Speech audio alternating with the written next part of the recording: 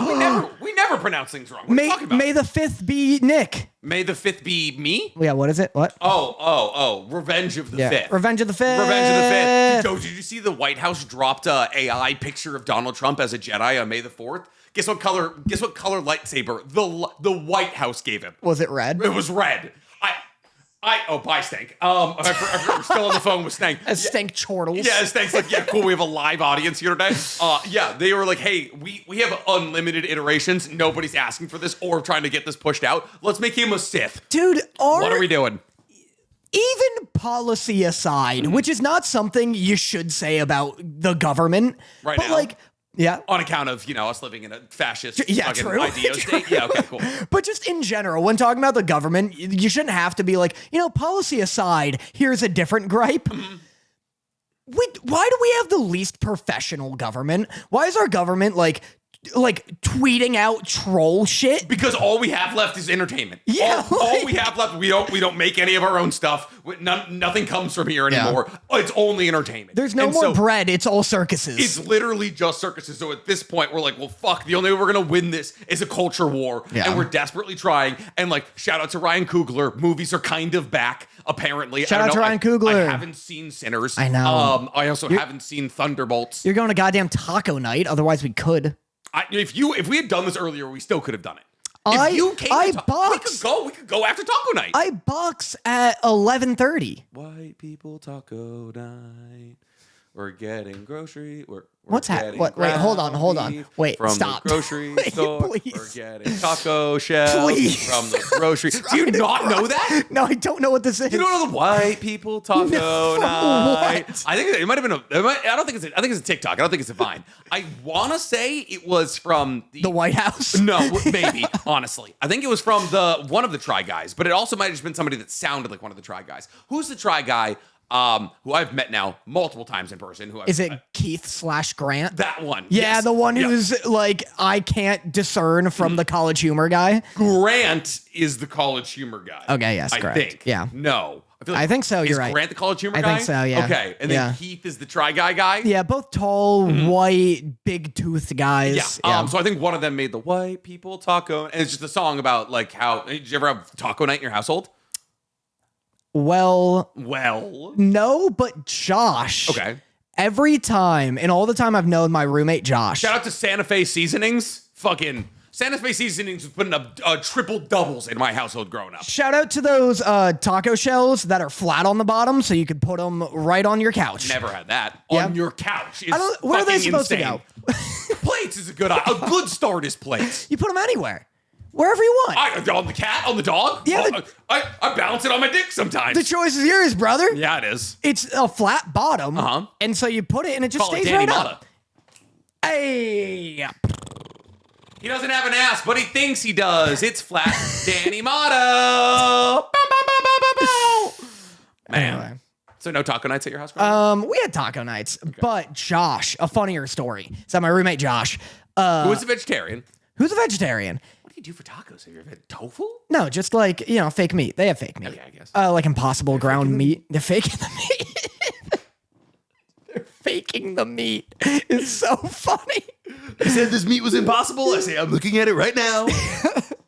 It's a bluff. They're fooling you. They got goof meat.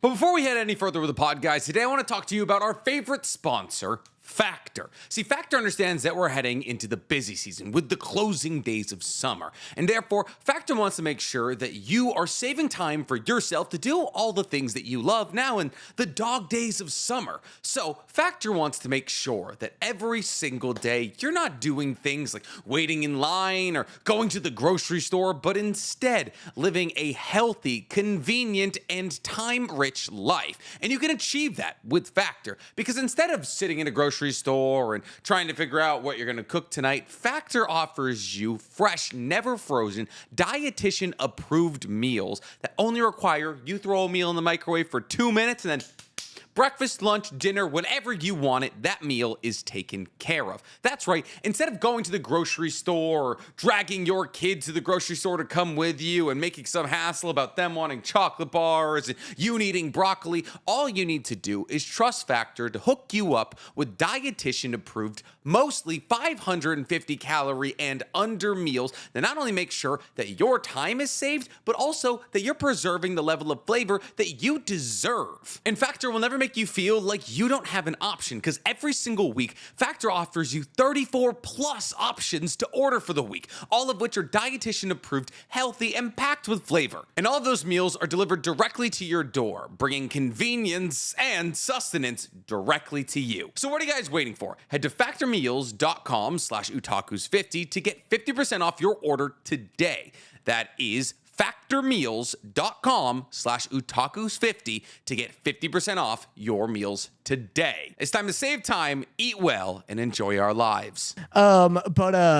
He, on like 3 separate occasions, has invited a girl over for a date, and the date. Let's go, Josh. And the different date, girl. Different girl. Let's go, Josh. The reason it's a different girl is not happy. Oh, because every time he just keeps boofing the tacos. Every time. These are awful. Every time he's like, "Yo, I'm gonna do a taco bar as the first date. They're gonna love it."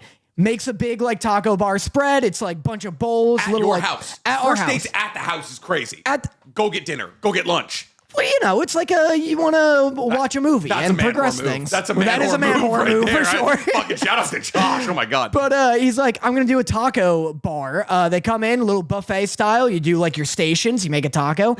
Every time the taco bar has been a riotous disaster. Okay. Every time, all 3 times, the girls. Think he would learn. The girls come. It's a surprise taco bar. They're not ready for it. They see it. Nothing makes you feel sexier than hand foods. They see it and they're like, "This is moving too fast." All 3 times, they're like, "The taco bar's too big of a move." It is objectively kind of crazy. It's so not. It's so fine. It's a lot of effort. It's a lot of effort for a first date at somebody's house. It's a nice gesture. But that's not what the people, Danny, and here's the people that are like, oh. The people don't want tacos. No, the people, the fucking, that are like, oh, we'll do the first date at your house. That's not a taco bar move. Third date at your house, taco bar, cute move. First date, kind of crazy. What do you... It's too much. It's like, all right, if I'm like, oh, hey, let's meet up. Yeah. Oh, we'll go to your place. Cool. Don't make me a taco bar. That's relationship. First date at your house is fuck. That's just like, that's fuck buddies. Everything's casual if you do it casually. Not fucking. Not mise en placing 7 fucking toppings. He's not out here Julianing shit. It sounds as though he is. I might be with the women on this one. Chat. If you go 0 for 3 on women being like, this is too much, it might be too much. I'm on Danny's side with this one.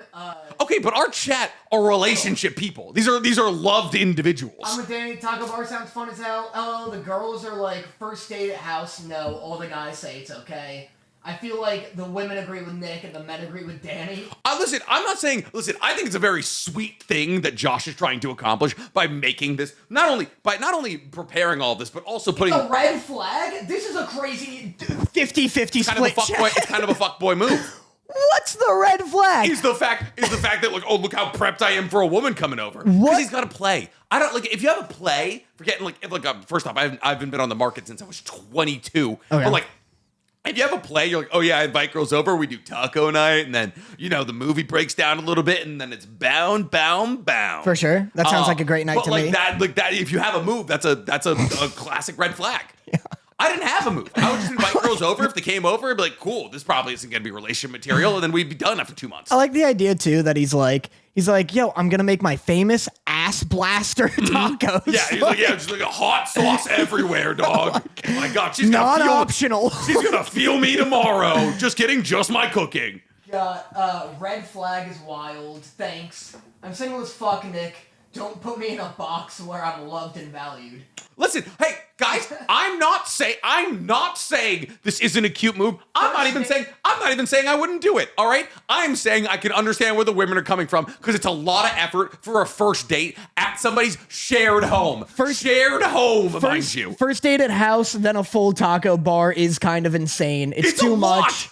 Red flag is low effort. This is a real fucking debate going on in here. Well, you know what? And I'm happy that there's a healthy discourse happening in our chat here. But yeah, no, I 100% think it's if you're doing like a third date at the house, it's like, oh, let me cook for you. Like, oh, these two lunches, these two dinners were great. I'll cook for you. I'll do my famous taco bar or something like that. Great move on the third date. First date, kind of, it's too much. Here's the thing. I'm the type, and I've done this on multiple dates, where if I'm invited over and a girl is cooking something and they go, do you like blank? My answer is yes, regardless of my actual answer. Okay, fair. I have People pleaser. I have constantly eaten shit that I hate and can barely swallow 100%. at a first date. Yeah. Because then it makes for a charming story after where they're like, you're like, I hated that. And they're like, why'd you eat it? Yeah. And then I'm like, why do we get sushi every day for a week? You're like, I thought you were so hot. No, that's also never gone well because they're like, why'd you eat it? And I'm like, oh, to be nice. And they're like, that's a psycho move. Yeah, I'm a perpetual people pleaser, and you will be able to step on me over the course of this relationship. Like, You're like, I would have cooked truly anything else. Pasta is 98 cents. yeah, like literally, and much easier to make than like this omakase I set up for you here. I feel as though I never eat anything I dislike on first dates because I'm usually the one dictating what the first, like I'm the one planning. Dictating's a good word to use in your first date I just sit there scenario. and I hold court, all right, and they can't leave, all right, I lock the doors. First date, like ideal first date for me, coffee, not a movie. I'm never dating on a movie. Oh yeah, Terrible idea. A movie. Oh, like you're like, are you talking about like you go see a movie? Yeah, Okay. awful idea. That's fair. You just don't talk. Yeah, It's a good idea. you don't talk. You're locked in for like 2 hours. Yeah. So like worst case scenario, pre-date, you guys are like not hitting it off. You don't have chemistry in the lobby of the movie. Yeah. Now you're stuck for 2 hours. Then you have to do a post-movie thing. My go-to date was choose a restaurant close to my place, but not like so close that they were like, It's your backyard. yeah, it's like my backyard, right? I'd choose a restaurant or a cafe like a mile away. Things went well. They'd be like, cool. Like, oh, like you want to come back to mine? It's like kind of close to here. And they're like, all right. And like it would still take us like 7 or 8 minutes to drive. You're like, there, it's kind of close to here. You just walk right. Yeah, like literally, like I look. Yeah, You walk upstairs. I'm upstairs. Yeah, that's fucking an elite play. That's so funny. That's also a red flag because like, That's a you've huge red done flag. this before. Yeah. You just knock on the wall and like a ladder drops down. Yeah, it's like fucking Josh throwing a ladder out for you. First date, no, got to do like a meal or something. No, I go do an activity. I'm a big activity's good, like a walk about. Actually, But you have a mutual shared interest, like I love like volleyball. Like go play volleyball with them for the first date or something. I like a game's good. I've never done a game first date. Go bowling. Bowling's a great first date. Not if you're me. Yeah, I mean, sure. But it's funny that you're bad. Yeah, like, true. let's say she's just horking balls down. She's like absolutely crushing it. Kind of funny that she's better than you. That's true. That's fair. I like a coffee first date that agreed like is then like You don't even drink coffee. I get a chai. You get I get a nice chai. a little chai. My first date in LA when I was in college, I got like a coffee-ass coffee.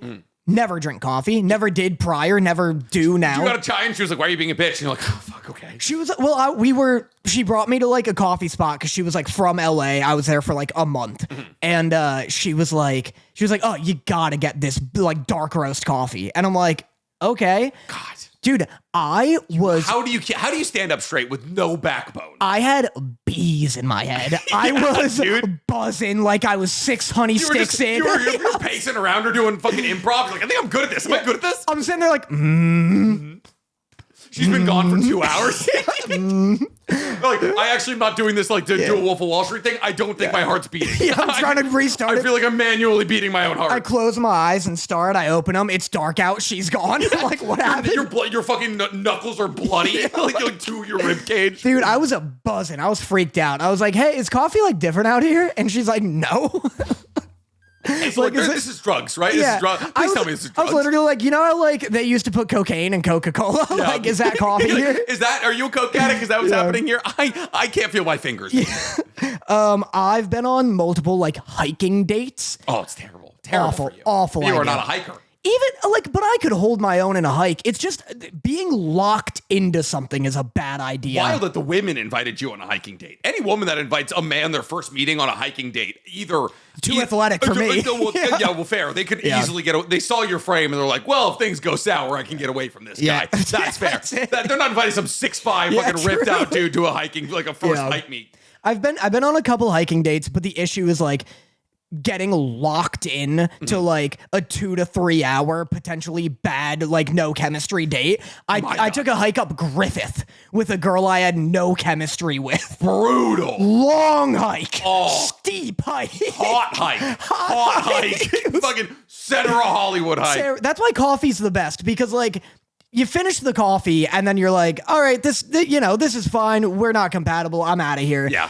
Even a meal, I'm not like into. A 15-minute thing, 20-minute thing. Yeah, even like a meal is kind of a bad idea because like you have no chemistry before your bolognese shows up. Yeah, she ordered the fixed brie. It's like 7 courses. You're like, fuck, I'm here 3 hours. Yeah, but why are you asking for wine pairing? Stop, please.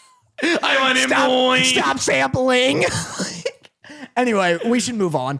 Yeah. So, anyways, as you can tell, me and Danny absolutely crush first dates.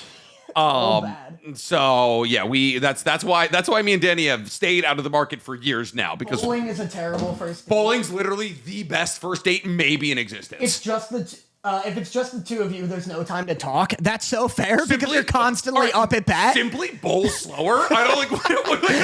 I'm sorry. What? Like, hey, I just got my second ball down. Come on, get up there. Come on, fucking. PBA's on at 7. I love that. Okay, Stingray. Yeah, it's just like, I'm going for 300. What about you? What about you? Can you stop fucking distracting me here? Oh, god damn it. God, that's gonna be a spare. Is coffee different out here? Oh, they're behind. Mini golf over bowling? That's preem. Mini golf's a great. That's preem, Choom. That's a great. Or an arcade. Arcade's real good, a lot of variety, but they're usually attached to a mini golf course, so like that's hype. You just bring them out to like whatever is like the closest place that like a 10-year-old's having a birthday. Bring your first date there. Bring them to a 10-year. We're going birthday crashing? We're going birthday crashing, absolutely. We're gonna have our first big blowout fight. Top golf, no chance. Great. Top golf is too fucking difficult. You might as well bring them to an actual golf course. I bring them to Top Golf and they're like, this guy is going to make virile children. Like when I'm bombing 300-yard drives, ladies love that. You might as well take them to an actual like 9-hole course. Yeah, you might literally just go to a par 3. I'll go have 10 beers. You can watch me hit the fucking links here. What are we talking about?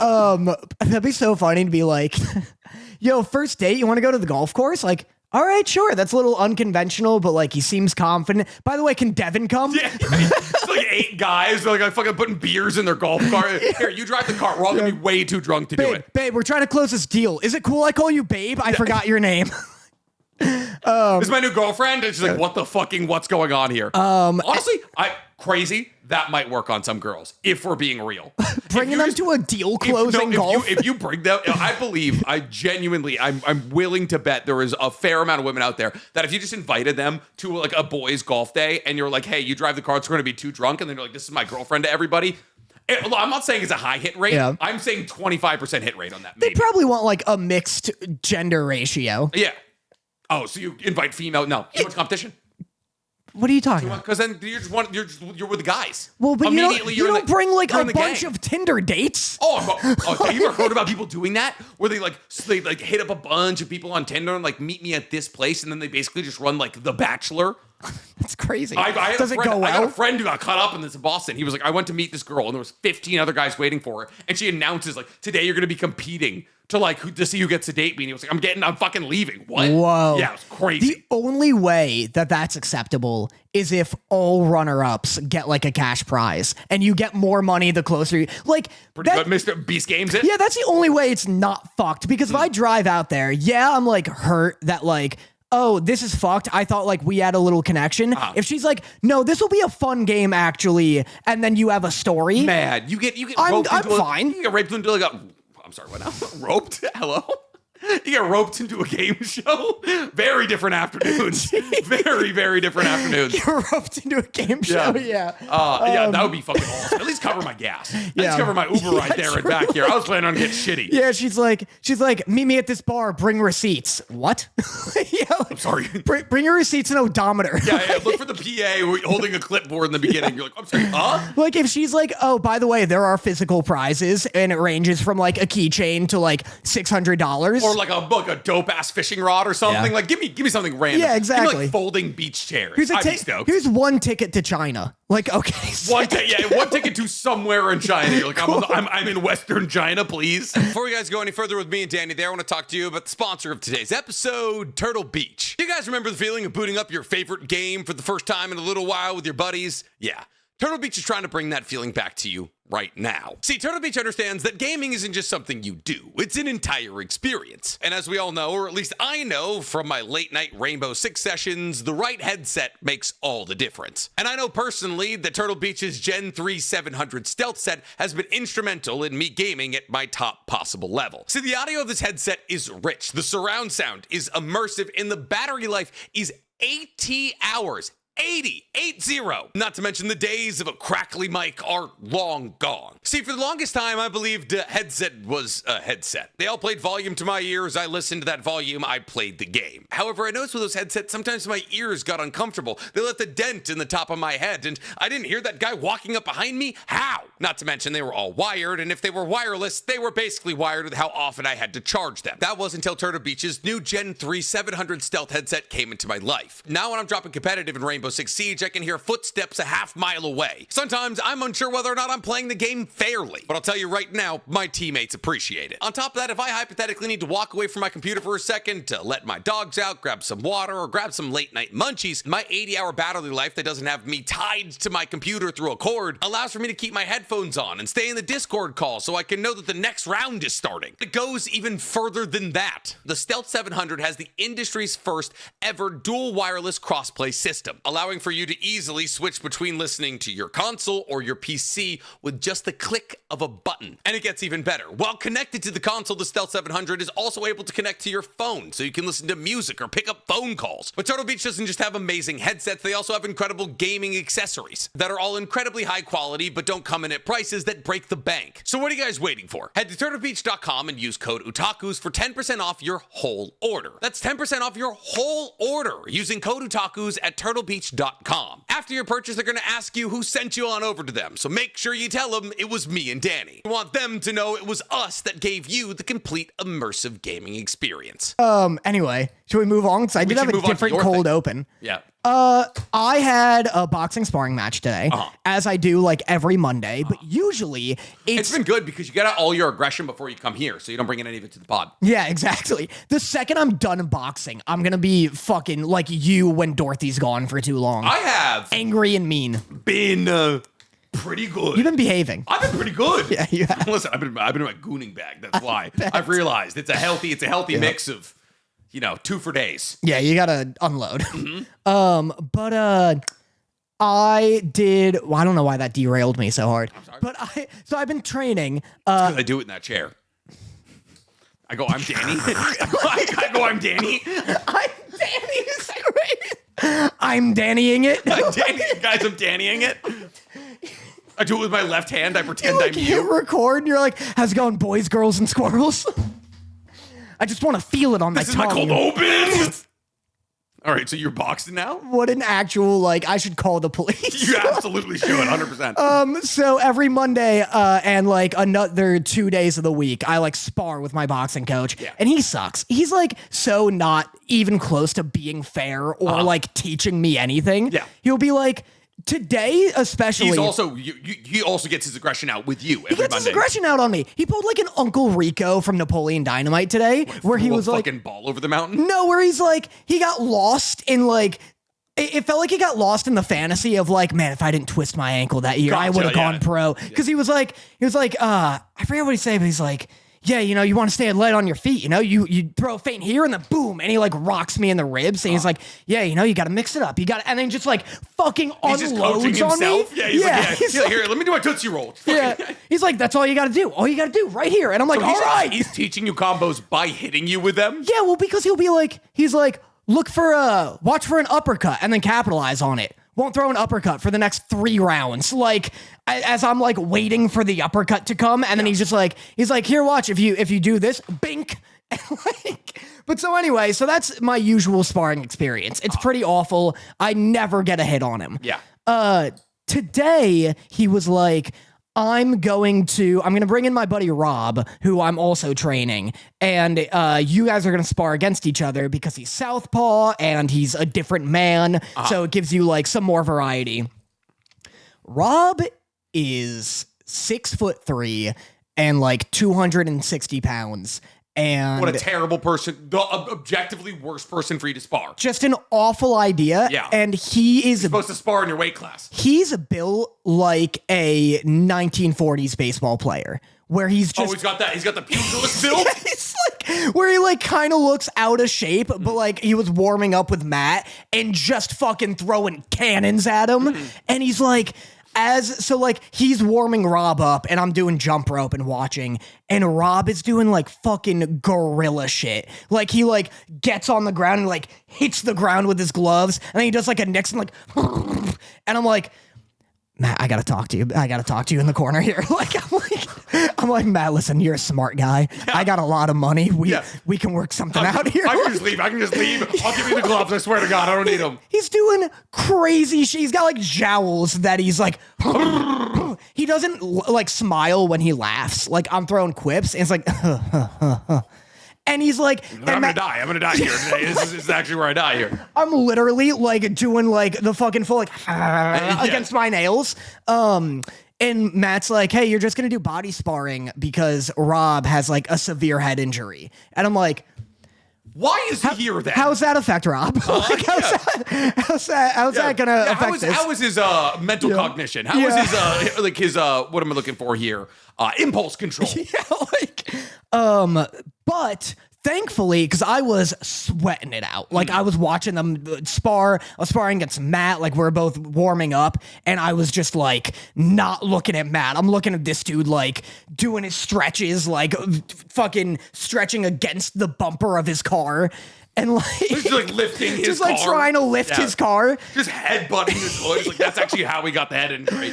But thankfully, it actually worked out really well because he like, I don't know how long Rob's been doing it, but like he was within at least he was like under my energy level in terms of stamina. Like I out-stamina'd him, which was really cool to feel. Gotcha. Because Matt, my trainer, it's like you're fighting in a dream where like you throw a punch. You probably don't know this, but like for me, I'll throw a punch and I'll like see it sail in slow motion, and then Matt will like block it, and in like a millisecond, I'm seeing darkness because he's hitting me so fast. But with this dude, it was like we're punching at the same speed, so I see his punch come in slow motion, and I'm like, holy shit, I have all the time in the world. Yeah. So that was fun. Wow. Yeah. Wow. So you feel more confident?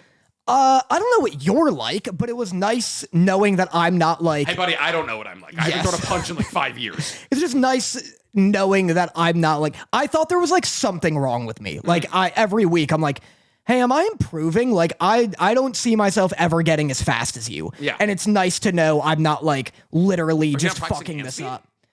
I don't know. I do like speed bag. Yeah. Speed bag? Okay, gotcha. It's just hard to get faster. It is. It's only been like 4 months. Yeah.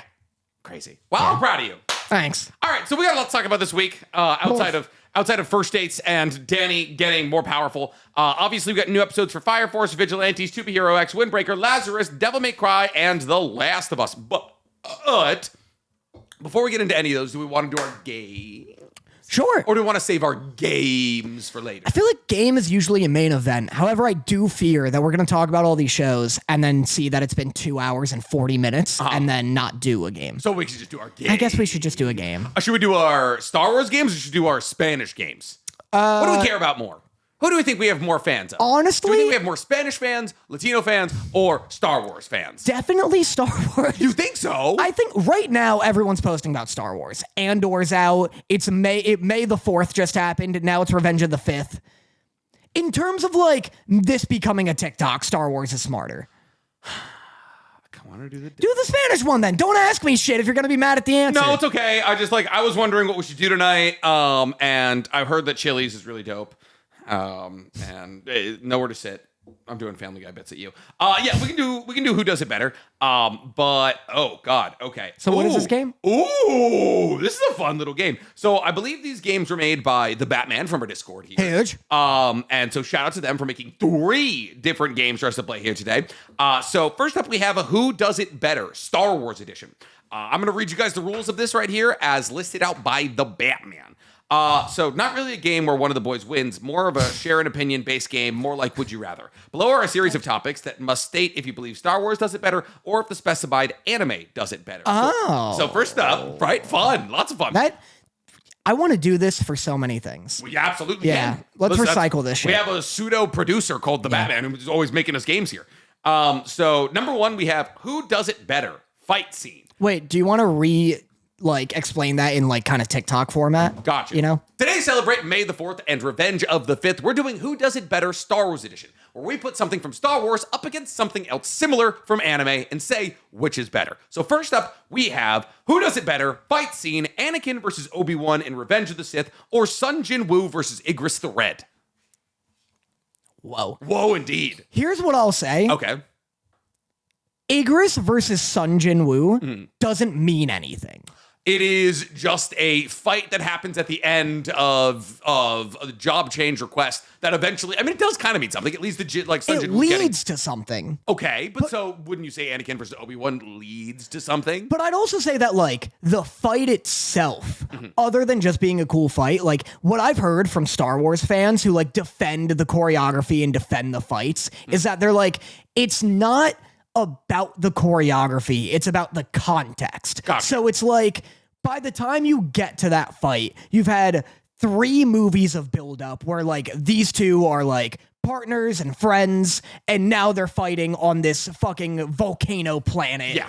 And you know that it's leads to the inception of Darth Vader. Yeah, and you know it's going to lead to the inception of Darth Vader, but it's this heartbreaking, emotional context. Meanwhile, Jinwoo and Igris is just a cool fight. It is just a cool, that's a fair point. And honestly, that's a point you can use against any of Solo Leveling. Yeah. It's just oh, it's cool, but it doesn't really mean that much. That's what I'm waiting for in Solo Leveling. I'm waiting for him to fight his dad after a bunch of buildup of him hating his father, you know? Okay. Yeah, no, keep waiting for things to mean something in Soul Leveling. Uh-oh. It's just Aura Farming, the show / manhwa.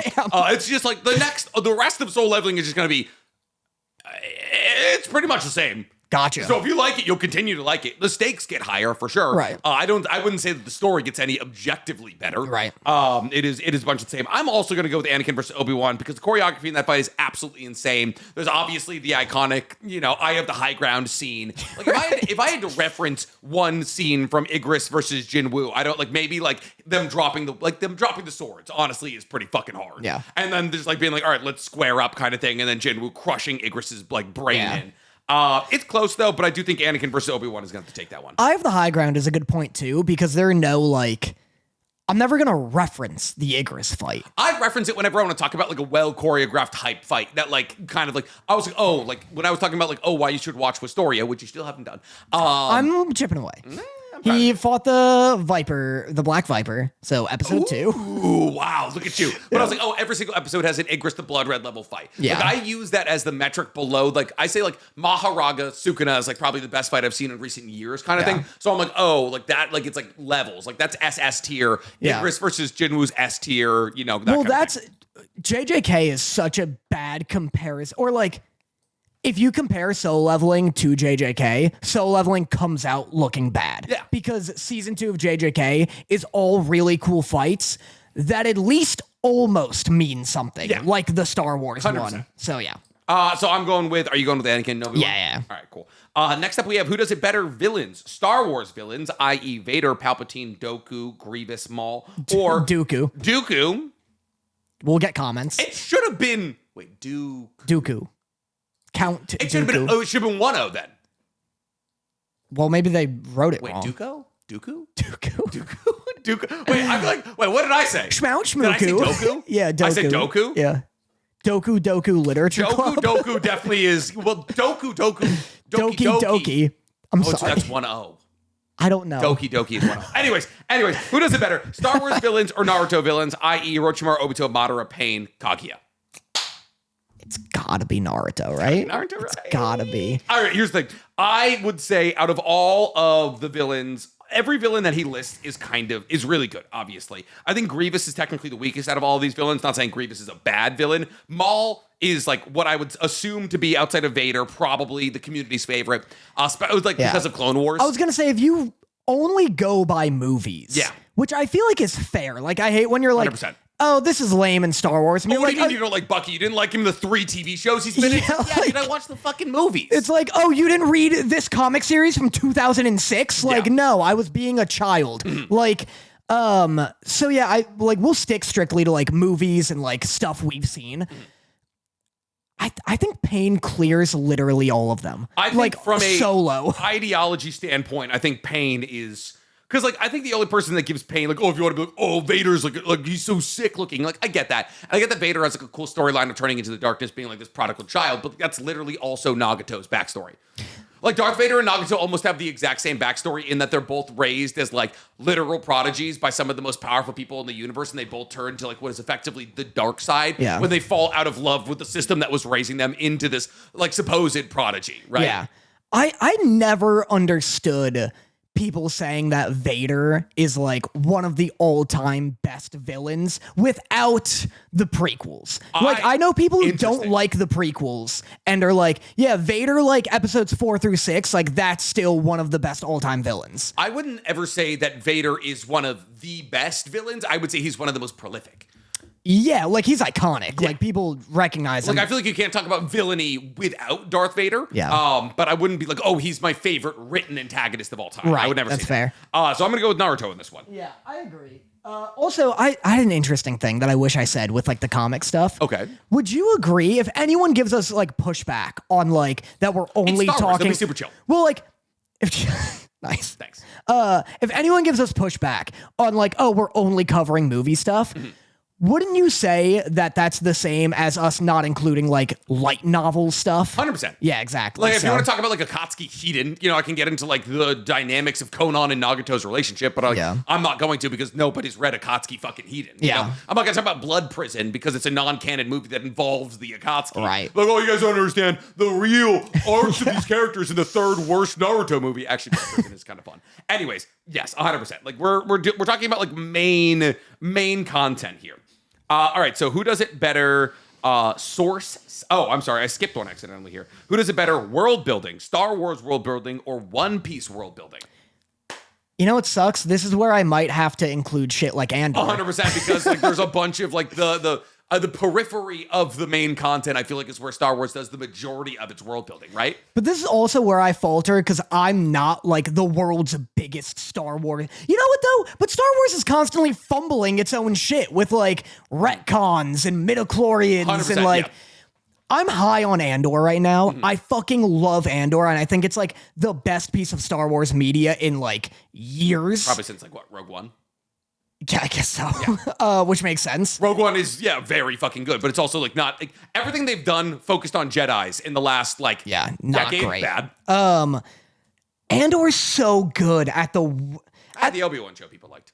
No. They didn't? No. Really? People Because they brought back Hayden Christensen. I saw people being excited about that. People like a third of the Obi-Wan show. Anything that's not Obi-Wan and Anakin. Yeah.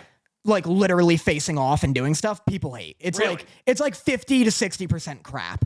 I gotta show you a scene from it. There's a scene where Leia, she's like 6 years old, and she's running from like 3 bounty hunters. Okay. And they just like, I just watched it. They just don't know how to handle it. Cause they're like, she's a real 6-year-old girl.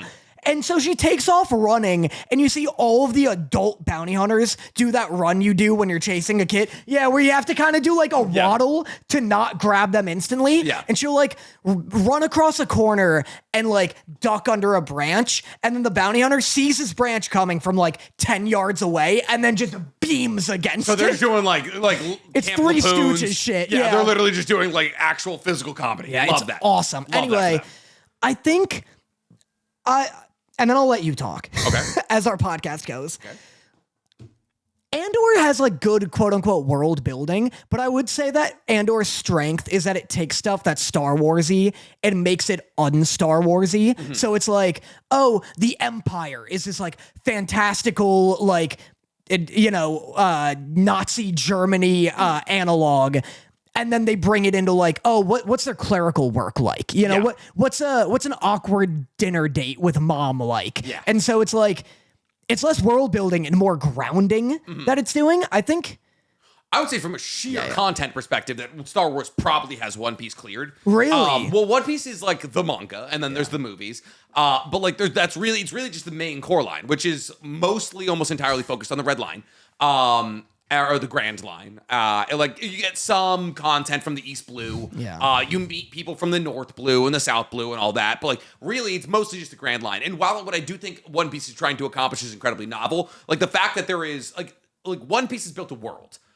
Star Wars has built a universe, right? And that's like fundamentally different. Do you feel, because I'm not far enough in One Piece to answer this, One Piece is this massive journey across tons and tons of different islands. Do you feel that it all feels connected as a world? Yes, but really only because of the most recent arc, Elbaf, which is kind of just like a nostalgia trip where you meet all these people that you met like 700 chapters ago. And also there's the fact that Luffy's like accumulating crew members at basically like every island up until... I mean, up until Wano, really, like the second to most recent arc. So like, there's this sense of consequence where like, hey, Chopper, we'll cut back to the Winter Island to see this huge piece of news that we're going to see in like Egghead Island here in a couple of episodes. And we're like, oh, look, it's those people. And like, here's how that decision is affecting them kind of thing. Right. But I would say if you had to be like, oh, the world building is better in one universe, I'd say Star Wars. That's fair. I feel like Star Wars like is good at the fact that it has so many prequels helps it because it really feels like this like 3-dimensional kind of universe, like you said. You can click into like so many different time periods, and you can be like, oh, this is Han Solo's time period. Yeah. This is when Rogue One was happening. This is the prequels, this is the sequels. This is Andor. This is Bad Company. It doesn't feel like Marvel where you're like, hey, where were these other 40 heroes during like the first Captain America movie or like during this, like with Star Wars? Yeah, well, why is Captain Marvel, who was established as a hero in the 80s, not around for, the nuking of New York? Yeah, it doesn't feel like they're like just adding shit on top without actually rounding it out. Like Star Wars feels like they're placing things in calculated areas to make it feel like, oh, I buy that this is all happening at the same time. Yeah. Anyway. No, I would probably go, like, I'm not saying that One Piece's world building is bad. It's actually very good. Like, it's obviously, like, it's like manga. You've said it's like the best. I would say it's up there.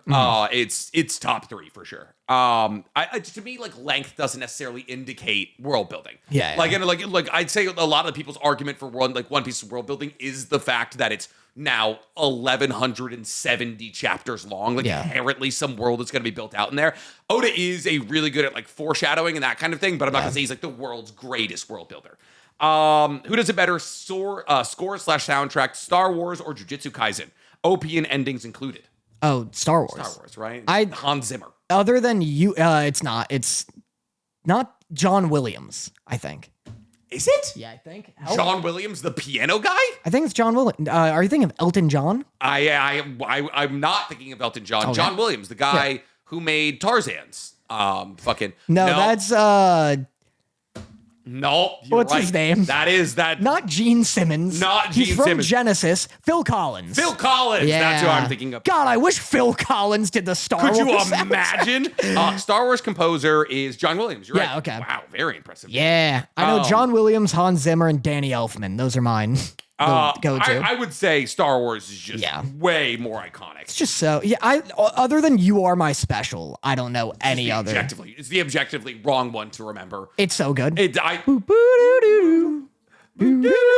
just weird. I like when an anime does a weird one. It's a fucking weird intro. It's a very weird intro. I'm so sick of just like da da da da da. You know, that's not even a specific one, and it sounds like all of them. Yeah, it sounded like some mix of Naruto, some mix of Windbreaker. We were throwing a bunch of things in there. Yeah. It's just J-Rock. I think Star Wars is one of the most iconic soundtracks of all time. Who does a better character design? Star Wars, Humans, Aliens, Droids, or Chainsaw Man, Humans, Devils, Transformations? Wow. Yeah. That's a good one. That's a fun one. Because the base set is humans in both universes, right? Yeah. And my initial reaction is that Chainsaw Man doesn't win because it's just people in ties. Yes. And my initial reaction is Star Wars also wins, just based off the sheer scale of like different planets having different aliens kinds of things. Yeah. I mean, there's the Hutts, who speak their own language, mind you. There's the desert dudes. Oh, Jawas. Yeah, there's Jawas. There's whatever the fuck, Misa. Oh, Jar Jar Binks. Yeah, there's whatever the fuck Jar Jar Binks Oh, is. Gungan. Yeah, there's the guys who play Jizz. Right? Because that's the official name for music in the universe is Jizz, not jazz. That's tough. It's Star Wars. It's Star Wars. It just is. Even this had plastic on it the whole time. Well, now it doesn't. Even the droids. I love the design of the droids. They look between awesome. super droids, like battle bots. Roly-polies. That being said, though, you do have to take into account, like, everyone's like, oh, the clones. Like, both the clones and then, like, what later became Star Troopers, which were originally clone troopers. Oh, Stormtroopers? Stormtroopers. They're just all the same. But, like, there is some variance between the sequels and the prequels and the original trilogy in terms of how they look. And then, like, the one of the good things that the sequels did was, like, introducing a bunch of different troop types, which I feel like was heavily influenced by the fact that they needed to make Battlefield or Battlefront. And they're like, oh, we need a bunch of different people. It's that in toys. Yeah. Like, Lego, I bet, had a big say in almost that. Hey, we need 1,000 different clone types. We need Death Troopers. Yeah. We need, the shock stick troopers, all that kind of thing. Dude, and I ate that shit up. I had so many of the Lego, like, different variants of clones. Yeah. That's not to say, though, that the, like, devil transformations of Chainsaw Man aren't incredible. But it is also kind of just people turning into vaguely things that exist. Like, it's just the Bat Devil's kind of a bat, the Ghost Devil. Like, once you get to the concept, like the conceptual primal devils, the design gets sick. Like, the Darkness Devil, the Falling Devil, super sick designs. Yeah. Like, once fucking the War Devil starts turning, like people and things into weapons, that, like, it starts getting really, really crazy. Yeah. But I have to say Star Wars is better. Yeah, honestly. Good question, though. Who does a better quality drop-off, Star Wars sequels or The Promised Neverland? What does that even mean? Like, which is worse? Which was better at losing itself? Promised Neverland. You think Promised Neverland? So Promised Neverland Season 2 is worse than the sequels of Star Wars? The sequels or prequels? Sequels. Oh, no. Yeah. Oh. Yeah. That's so interesting. They fly now. They do fly now. They do be flying now. Dude, episode 9 is like... A travesty? Yes, like, such a disaster. Like a fucking travesty? Yeah, it's awful. It's a travesty, Scott. They fly now! They fly now? They fly now. They fly now! They've been flying, like, since I came out of the womb. Yeah, like forever. Yep. Fucking the Mandalorian, Boba Fett was flying around just nuking people in the prequels. Oh, what? Like, what? Well, even that, the reason I hate episode 9 is because, like, people blame it on episode 8, where Rian Johnson, like, Was it a different director for all 3 movies? It's J.J. Abrams, then Rian Johnson, then J.J. Abrams again. Yeah. And then Abrams really bitterly, like, retconned all the shit that Rian Johnson did. Because he's like, oh, you fucked up all of my setup. And I blame J.J. Abrams because I think Rian Johnson did set up interesting stuff. J.J. Abrams was just kind of like a baby about it and was like, no, actually, Rey is special, and actually, they do kiss. Yeah. They kiss now. Rey is Palpatine. Fucking Palpatine's still alive. God. Yeah, Palpatine comes back. By the way, I guess. Chewbacca didn't die when he supposedly blew up in a crash. Do you remember how they announced like that Palpatine was coming back. Oh, they're like, oh, he's alive, and everyone was like, how? They're like, he just is. It's that, like, in the beginning of the movie, it's like, somehow Palpatine returned. Yeah. But do you remember, like, how people found out before the movie came out? No. It was a Fortnite event. It was like, you bring your Fortnite character to, like, a big, like, you know, movie screen, and you wait for the trailer drop, and it was like, Palpatine's back. Yeah, you remember Snoke? You remember when Snoke was a character? Fuck, the more we're talking about this, more I'm getting. But the thing is, the problem is, I've seen all 3 of the sequels. I didn't finish season 2 of Promised Neverland. I couldn't get past it. You're right. Yes. Fuck, they're both so bad. They're both so bad. I'm gonna go with the Promised Neverland because at least the product was watchable in a way that you could make fun of it. I guess Like, so. just watching one of the most prolific actors of our time, literally Luke Skywalker, have to suck down blue milk for no fucking reason. Straight out the teat. Straight out. Just fucking Mark Hamill just being like, yeah, historically famous actor being forced to, I don't even know. I guess I have to agree for the reasons you gave, but at the same time, like, I just need people to know that I think episode 9 is like almost a movie. You know, it's like barely a movie, whereas season 2 of Promised Neverland, I feel like at worst is like a 5 out of 10 anime. Yeah. The problem is it was next to a great season of anime. Well, 7 is just 6 Yeah. again, but with a bigger Death Star. 8 is... I like 8. 8 is probably the best one, I would say. I like after they leave the casino planet. 8's really God, good. I forgot about... Holy fucking shit, I forgot about that fucking... Everything from Finn is it's DLC like it's literally DLC content. Finn does nothing, and then you're like, oh, surely we wouldn't focus on this character so much if he didn't do nothing. And then he doesn't even close his own romance. Oh my god, you made me remember Finn as a character. Holy shit! Do you remember when they drop horses on like a Star Destroyer? Yeah. In 9? Do you remember when they used the warp drive to cut a fleet in half? And it was like, holy shit, why haven't we been doing this? Oh my god. Everything pre-Casino Planet is like some of the worst Star Wars I've seen. Post-Casino Planet, I find hype, even though they do cut the fleet in half with the warp drive. Yeah. At least it's pretty. Star Wars is always stupid. The reveal of Leia being forced, like fucking Leia Leia floating icy cold, dead in space. through her fucking, oh my god, it's so bad. And obviously they had to write around Carrie Fisher dying of a heroin overdose. Dude, and she's a fucking like soundboard in the 9th movie where Leia's like, I don't know what to do. And she's like, you'll know what to do. She's this AI fucking soundboard. Oh my god. Anyway, I guess Promised Neverland because we didn't finish the movies at least. Yeah. Man. That was aggravating. Who does it better? Sound effects, sound design, Star Wars, or Fire Force? I thought so. Star Wars. I guess it has to be. I mean, come on. Yeah, because it's iconic. And also because Fire Force is really upsetting me lately. Spoilers for... And this episode wasn't so bad. Yeah. Agreed. Yeah. But I want more than not so bad. 100%. Yeah, Star Wars. Because they go pew. The blaster sound, the lightsabers lighting up, the entire sound design also, like, you gotta talk about, like, I guess sound effects. We're not talking about score. But yeah, I'm going Star Wars there. Who does it better? Brother kisses sister. Let's go. Love this. Luke and Leia or Naomi and Tanizaki? Who is that? Naomi and Tanizaki from Bungo Stray Dogs.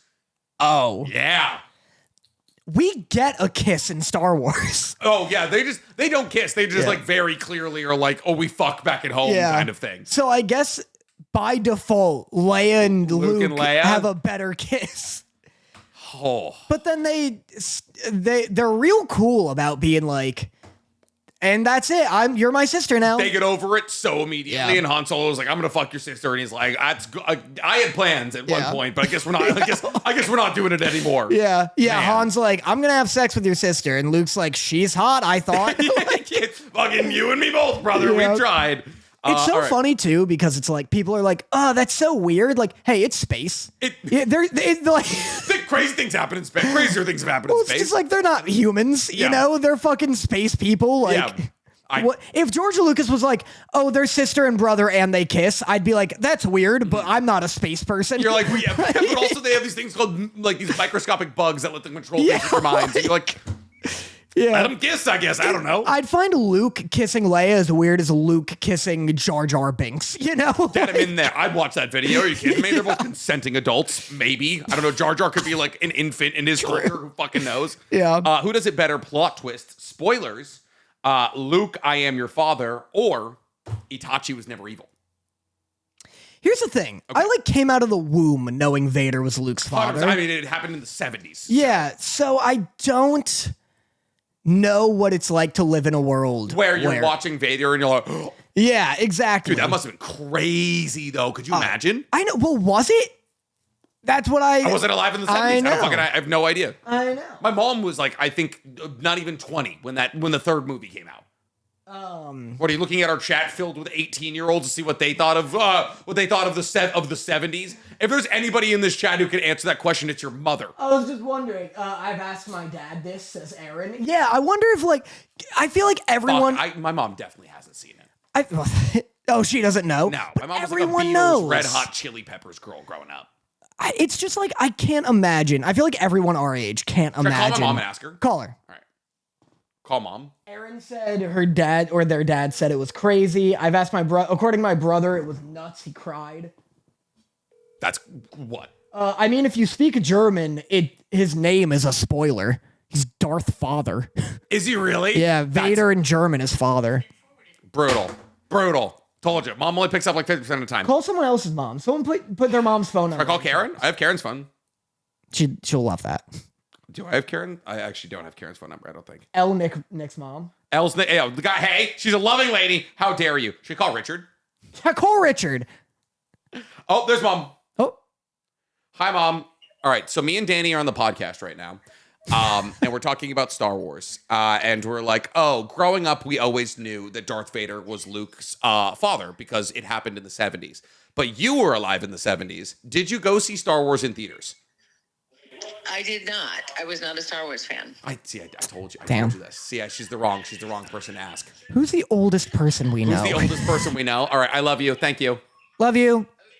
Wait, did either of you go to see Star Wars in the 70s? I did. Oh, can you ask? All right, can you ask them? Can you ask them what it was like learning that Darth Vader was Luke's father in the theaters?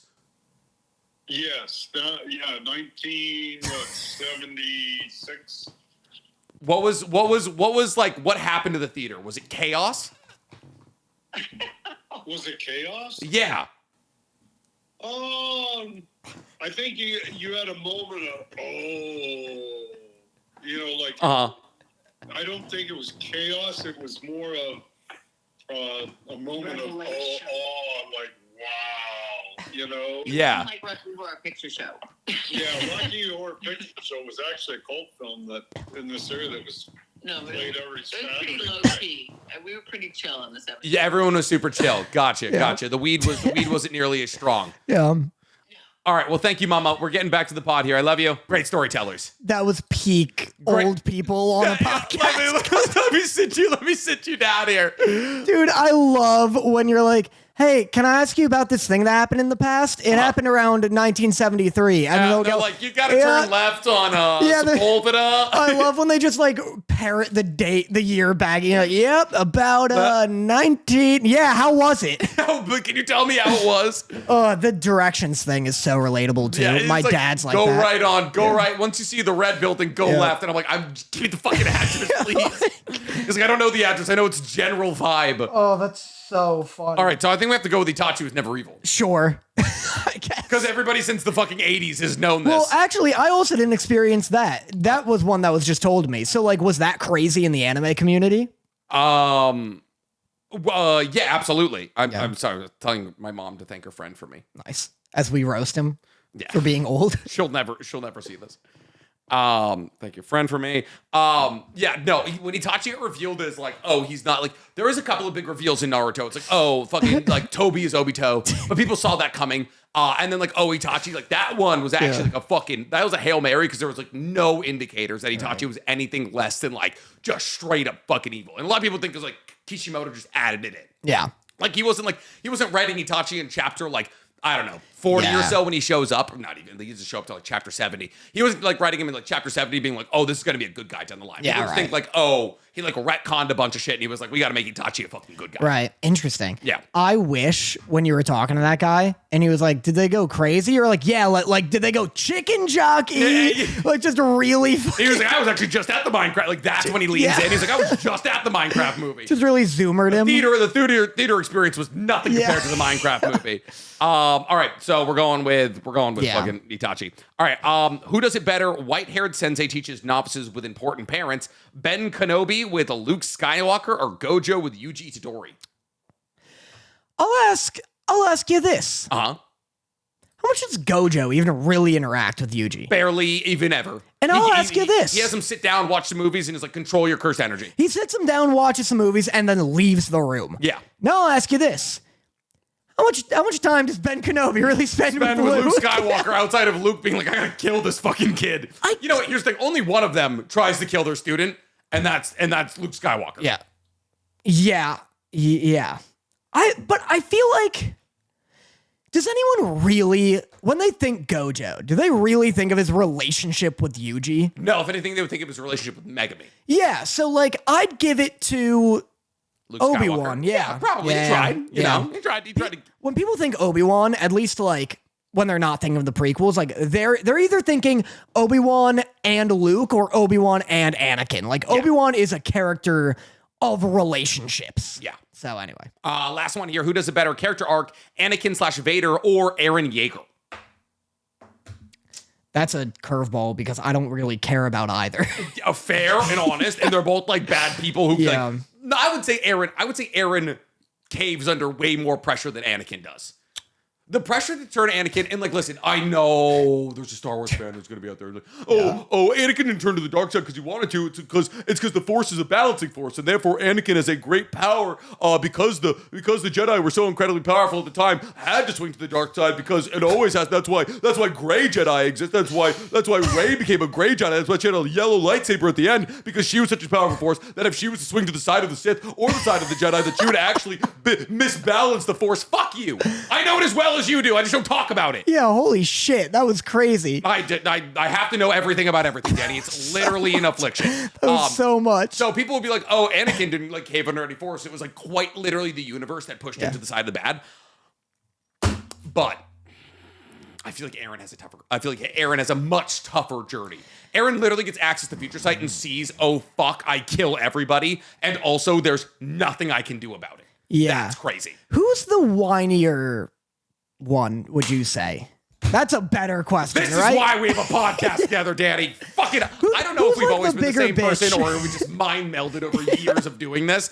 Man, who's the bigger bitch? Fuck, Danny, it's such a good question. I'm gonna say Anakin. Because Anakin kills Padme. But I've been rewatching that scene. For some reason, that scene's been popping up a lot recently where Anakin's like talking to like Padme before his and Obi-Wan's fight. And he's like, he has turned you against me. And you just see Obi-Wan just fucking aura farming, like just standing, holding his cloak back like a disappointed father on a stoop. Like fucking so funny. Anakin is the bigger bitch, Interesting. I'd say.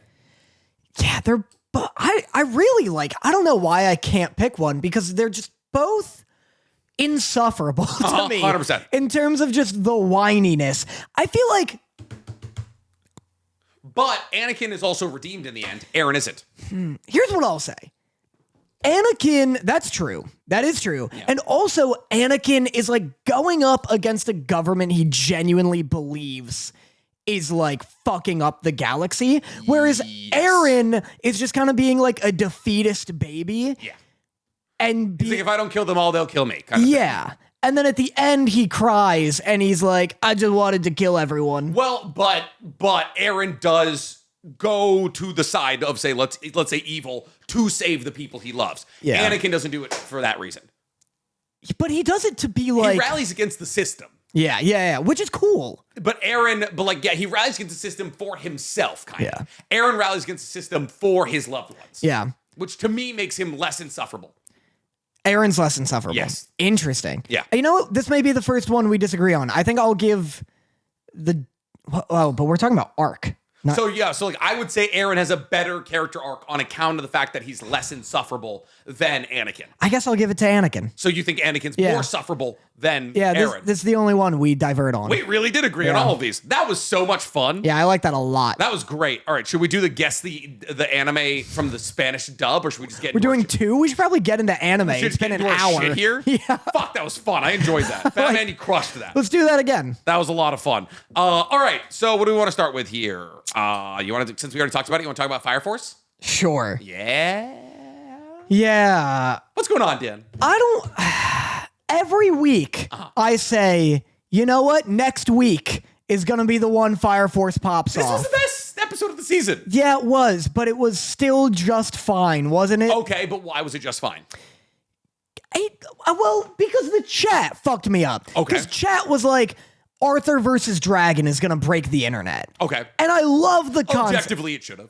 I love the concept of Arthur. Fighting a guy named Dragon. Yeah, because that's dumb and fun. Yep. And then he gets a Buster Sword because the sword gets all crazy. And a plasma cloak. And a plasma cloak, and that's sick. I like that Dragon is like the toughest thing they've come up against yet. Yeah. But it was just fine, you know? Okay. Well, unfortunately, yes, this fight is objectively fine because this fight is just Arthur trying to cut down Dragon and realize he literally can't. Yeah. This is the beginning of a long feud between Dragon and Arthur. Oh, crazy. This is not the last time they'll fight. Right. And so I think they fight like 3 total times. Oh, wow. So like this is the beginning of like what is like Arthur's end. Like in the same way that like you could say the Evangelist is Shinra's endgame enemy, Dragon is Arthur's endgame enemy. Yeah. So like it's just like this is like Ichigo getting beaten up by like I don't know one of the Iran cars or something. Yeah, smart. Use a anime show I you haven't seen. fucking seen. All right, yeah, it's fair. Yeah. But this is like his endgame enemy. I was gonna ask if you had any questions about the universe, like doppelganger questions, because they started talking about doppelgangers. Yeah, that was confusing. So there's the Adola, right? You know what the Adola is? It's hell. Basically, what they're and light spoiler territory here. They're already kind of talking about it, but if you want to come to all the conclusions about Fire Force on your own, I would skip for a second. Basically, in the Adola, there is a copy of everybody, and those are called doppelgangers. Gotcha. If you come into contact with your doppelganger, you infernalize. Oh. Yeah. So the key behind human combustion. Wait, whoa. Don't finish that sentence. Okay. I just said you infernalize. Yeah, but then you were going, the key to human combustion Is if you come into contact. Okay. This is why we said spoiler It's territory. literally the whole fucking... Yeah, but I'm trapped in the room with you. Yeah, you are, baby. 100%. That's the whole plot of the show, is wondering what the, like... Oh, yes, but they also reveal it. They also reveal it in this episode. Well, kinda. Literally. What's her name? Hibana sits down and she was like, "Oh, She's trying to figure out she's doppelganger like, shit. If the doppelgangers come into contact with you, you turn into a demon inferno. Yeah. What do you want from me?" She told you. Restraint. I'm literally just because it's kind of difficult to understand in the manga. Yeah. The people who have read the manga still don't understand it. So like the way I'm like, oh hey, here's the full context of what they're telling you, kind of thing. Like so you understand it to the best of your ability. Yeah. Because a lot of people are like, I don't understand what's going on with the doppelgangers because like everyone's like, oh, Hibana's trying to crack the code. And like she kind of says it like 3 or 4 times. Then there's Leek kind of saying it 3 or 4 times. And there's the information you get from Conroe and all of that. A lot of people put it together, but some don't. Gotcha. So I'm trying to help you out. It was interesting. How'd you feel about like a main plot point being solved with like a gag? What, Obi flexing the bugs off of They him? extended that scene pretty long. Like it is not like there's like you see everyone cheering Obi on in the manga. It's not that long in the manga. It's like, long. They added like several different reactions to Obi just like hitting Mr. Olympia poses. Yeah. It's long. It's funny. This is the funniest Fire Force has been in a bit. Yeah. But how do you feel about like, because that's kind of a big deal that he's like flexing them off of him for right now. Well, like, yeah, but it's temporary measure. Yeah, it's temporary, like, but- there's a literal timer on Shinra having to defeat Arthur Burns. Not that he's trying. Next episode. I hate to say it, but now that Dragon and Arthur is wrapped up, next episode is Arthur versus Shinra. But it's not wrapped up. They're still kind of like dealing with dragon. They're standing in front of. That's my beef. This is too old school shonen for me, where it's a lot of people standing there and yelling at each other and doing nothing for no reason. Not that this is an excuse, but they see, like, when you cut to Kinawa and he's like, I tried shooting him. Like, you just see the bullets bouncing off him, and then they're like, oh, well, like, if Hinawa can't kill him, and he just fucking greased one of the destroyers with one bullet, and none of us can do anything. I mean, well, that's not an excuse. That's bad writing. Yeah, there's always reasons, but like just seeing Shinra and Joker just standing on that roof the whole time. Well, Obi's like trying to flex these fucking bugs off him, and it was like, one of you fight against him for 2 seconds. Yeah, do something. Like try. Yeah. Give an attempt. And then there's just the guy like running away from him, like as he's like flexing on like the white clad who put all the bugs on him, is just like scared of Obi flexing kind of thing. Yeah, it's a big, and it's almost not, because the way that the anime adapted this episode was good. This is a manga issue because these fights just are kind of stand-y. Yeah. But like obviously the anime could elevate this fight by adding in shit. Yeah. Like that's like the opposition to add in shit here is why the boring manga fights seem boring in the anime. Well, exactly. Like when Arthur's like slashing at him, it looks like serviceable, like it looks good, but this would be a time to really flex like just a crazy, like Arthur running up and doing that big like violet burst or whatever it was called. And it was cool. Like that was sick. Yeah. But like I just want like a little, that gave me like a little bit of hope, but I want something like some scene where they pop off and I'm like, oh, they're saving budget like for a big moment. Also, it's been, I mean, it is Science Star, which isn't the biggest animation studio, but like it's been years. Like it's been years. They don't produce that much anime. Yeah. Fire Force is undoubtedly their biggest IP. I don't know why we're saving budget. There's no rush. It's been 5 years, you know, like take your time if you were already 5 years late. Yeah, it's very odd. I wrote that this is a classic Fire Force episode. Like I would say this episode, when put in any other season, would be a serviceable episode. Yeah. Like this is the first, I'd say, good Fire Force episode. I agree. It wasn't bad. It's just like in a time where I'm like looking for, them to be like, oh, this is the climax of Fire Force. They gave you like a classic 10-10 Fire Force episode. So it was fine. Yeah. It was cool. That's like funny again. I like the characters. I like his cloak and his big sword. Yeah. Plasma cloak. All right. Can we talk about The Last of Us? Because I've composed my thoughts. Sure. I've composed my thoughts. Episode 4? Yeah. I think. Yeah. You found it boring. I have a lot of thoughts, and so does the internet. The internet's not loving this season, based off what I'm seeing. Yeah. And I don't disagree with them. There's aspects I enjoy, and there's aspects that I don't. But once again, I'd like to say that as somebody who has not played the video games, I'm not saying, because it's different from the video games, I dislike it. Right. I think season 1 they showed absolute masterclass in moments of changing the story from the video games to tell a better story in the game, and like in the show. And why I don't think that there's any problem with them doing that is the fact that people enjoyed it in season 1. People don't enjoy it now because the choices they're making, I don't think are good. Interesting. So let's go from the top here, because most of the things I want to talk about come towards the end, the more romancy aspects of the episode. But obviously, we have to talk about the fact that Josh Peck was in this episode. Of course. Josh Peck saying the word jizz is not something I thought I'd see in the big 2025. I love him hitting a jizz boy. Yep. As a punchline. Objectively a fun story. Yeah. Good story. Great storytelling. Great storytelling. He was seeing Josh Peck is always a flashbang. Like, I'm like, what are you doing here? Go be on a podcast. Yeah. Go be on a podcast talking to another Nickelodeon star. Yeah. For like what he was doing, he did it well. Yeah. I was like, this dude sucks, but he's supposed to suck. Mm-hmm. And he tells that story in a way that sucks. You ever see Red Dawn?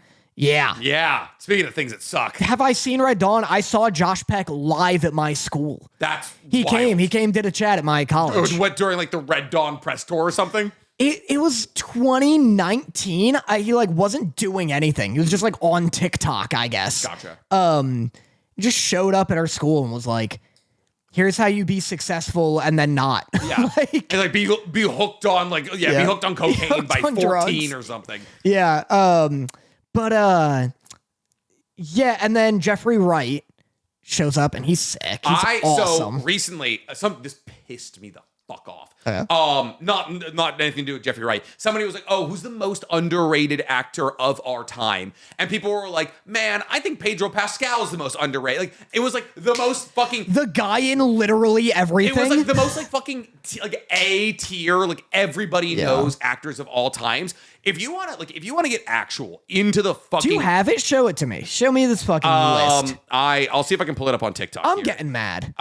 Most underrated Pedro actors. Pascal is in genuinely everything. I'm bored. Tell me. Oh, he was like, yeah, like tell me. Yeah. Shut the. Turn off the sound. I did. It was paused. So it was like, I'm bored. Tell me an actor who doesn't get nearly enough credit. Not just underrated. I mean, they carry every scene they're in, and no one ever talks about them. Top comment: Jason Mantzoukas, the guy who plays. Sounds familiar. He is in The League. He is Dionysus in the new. He's Dionysus in the new fucking. He's fucking Rexplode. He's Rexplode. Like, I'd agree with this if I didn't kind of not like him as Rexplode. yeah, fair, I guess. He has no range as Rexplode. He's always like, what the fuck do you mean? Yeah. You know? All right, so it's like Willem Dafoe. He's got such great range. John Cusack, never talked about enough. Or Joan Cusack, never talked about enough. She's been acting for so long and been so much. She's amazing. Jon Favreau.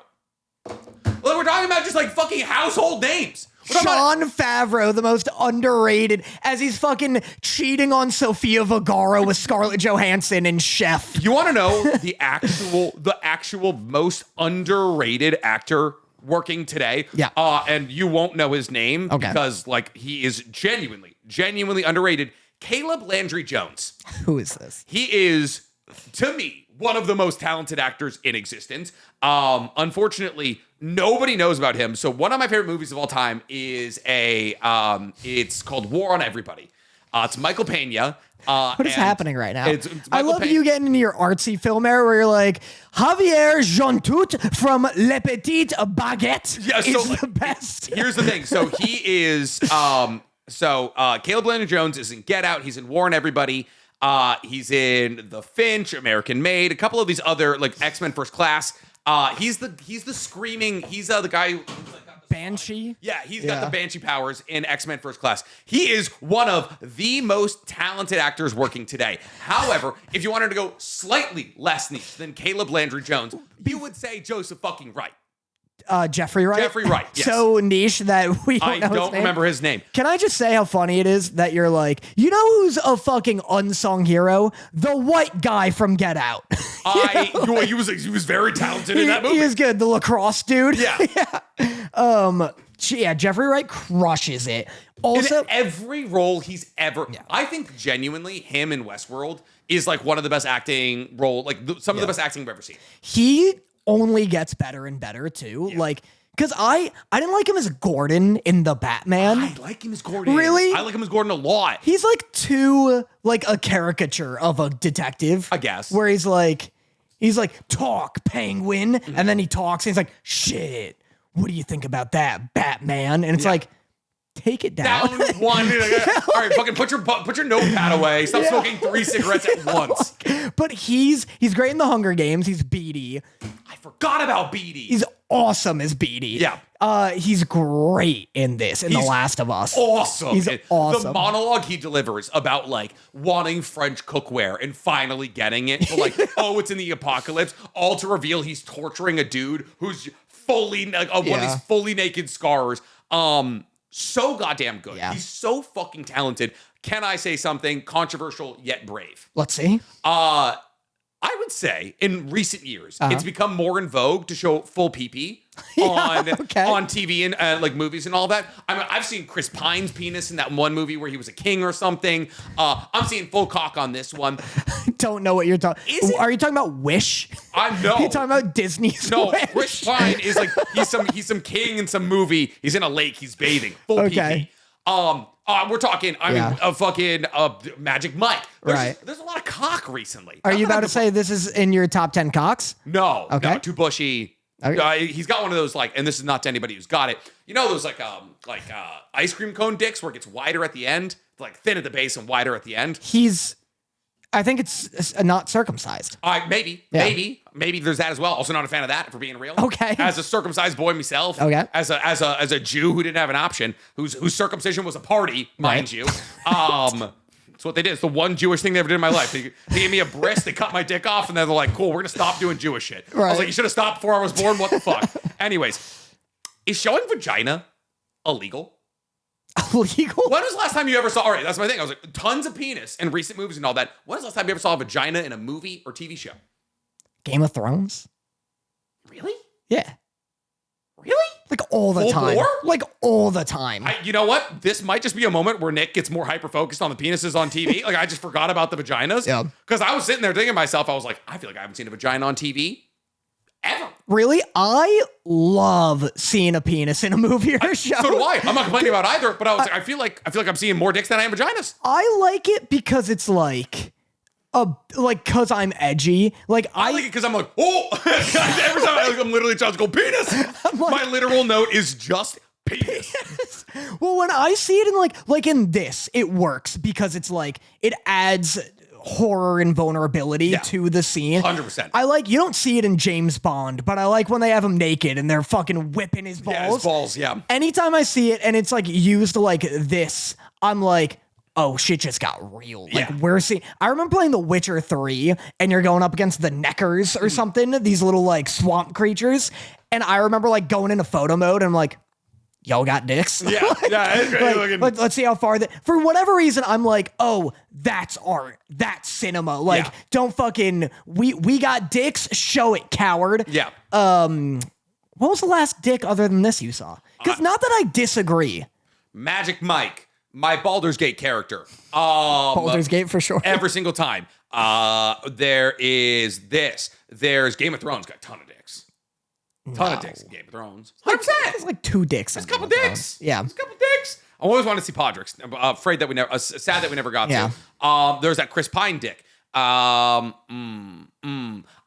Did we see penis in the movie where Jennifer Lawrence was dating a young guy, or did we just see? No, but we saw her and it was so. Wait, was it full vagina? Was it full vagina? Yeah, I think it's the best use of nudity I've ever seen. It was fucking awesome. What's that movie called? I don't know. No Hard Feelings? No Hard Feelings is what it was called. When she just fucking comes out like a fucking swamp monster and suplexes a dude. Yeah, full naked. Nudity. Yeah.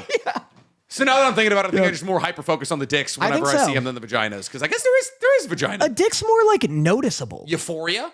Euphoria has a lot of dicks. A lot of dicks, but no vaginas. I bet there is. I'm sure. I can't think of one off the top of my head. And I feel like I'm just bookmarking dicks at this point. I don't think about it. When there's like a nude woman, I'm looking at the boobs because it's more noticeable. Fair. But when a dude is naked, it's that's why it's about where the eyes go. 100%. Yeah, well, when a guy is naked in film, because typically it's so rare to see like full frontal nudity, you're like, oh shit, look at that. Saltburn. Saltburn also has great use of nudity. That's an extended penis scene. That is a fucking big you penis think scene. you're getting away, boy, I'll tell you wrong. The song. Great song. I love that song. I've heard it a million times. I don't know the words still. There's murder on the dance floor. DJ. I think that might be the song. Like, that might be my favorite song of like the last decade. It's a song of the year. Of the last like decade. Every time I hear that song, I'm like, I'm fucking dancing. Let's go. All right. So back to things that aren't talking about dicks and vaginas here. Them looking for pain meds was so funny to me because they're like, any pain meds in there? I was like, it's been 30 years since the collapse. Pain meds lose efficacy. I also love that because they're like, what a video game ass like thing where it's like pain meds is healing. Yeah, you know? yeah. Like, cool. This will fix my broken limbs. I know. I also wanted to say in terms of like underrated actors, she doesn't really prove it in this. The woman Jeffrey Rush talks to just before he grenades everyone. Is she? She's Ted's mom in Ted. Or she's young Johnny's mom in Ted. Oh, that is not at all where I was going. I saw her face and I was like, oh, I know this woman from many places. I don't know. Yeah. Like, she's got one of those faces where I'm like, I see her in everything. I just don't. For a second, I thought that she was the lady from Weeds, but she's not the lady from Weeds. She might be. No, the lady from Weeds is the lady from Gilmore Girls. I don't know. She has astounding range, and she's awesome in everything. Yeah. But she looks a lot like Marissa Tomei. If anyone is like, who are you talking about? It's the one Jeffrey Rush talks to that looks like Marissa Tomei. With the huge eye bags. Yeah. That was fucking awesome. Brutal. I love it. Was like it was like her distinguished figure. Oh, she had very big eye bags. I think it was done intentionally to make her look like she had been through going through some shit. But let's talk about, I want to talk about a couple of the changes that they made here, in terms of like delivery, in terms of plot points and all that. Cause there seems to be a huge discourse online about like the fact that it doesn't feel like Dina and Ellie are on a revenge trip. So can I give you the big thing we'll talk about Okay. of this episode is the end, because that's kind of the big thing of the episode is the Dina and Ellie fully like becoming a relationship, like fully fucking, and Dina admitting that she's pregnant, Ellie telling Dina that she's immune. This is such in terms of like whether or not I like it more or less than the game. Gotcha. It's literally one step forward, one step back. There's equivalent pros and cons. You give me your thoughts, how you felt about it. If I have one complaint, and it's not like how they're going about making this romance happen, that kind of thing. It's just tonality wise, it doesn't like nothing feels right. Yeah. Like it's like, and there's nothing wrong with them like building a romance arc in here, but like to me, the intensity of this mission has almost been lost on the fact that a lot of the episodes are just focused on like, oh, I'm gonna be a dad. Like I'm so excited. Like you're pregnant. Well, I guess we'll go in and like go kill everybody. Like let's go sweep them out. Like it doesn't feel like I'm almost forgetting that Joel exists. Like, and I feel like a big pushing point in like any revenge-based story should be, why are we doing this? Right. And so like I don't 100% know how I feel about it. I just know that watching it, I'm like, oh, this doesn't feel like a revenge story. It feels like, it feels like two girls take a trip and fall in love kind of thing, more than it feels like we have to go kill tons of people. And even they get caught up by two of the like WLDF guys or whatever, and they end up killing two people. But like they immediately flee from them kind of thing, and then it's like straight back to like Ellie playing "Take Me On" kind of thing, which I thought was an interesting song choice. I was like, cool, "Take on Me," yeah, why not? Out of all the songs in the history of the world, why not "Take on Me"?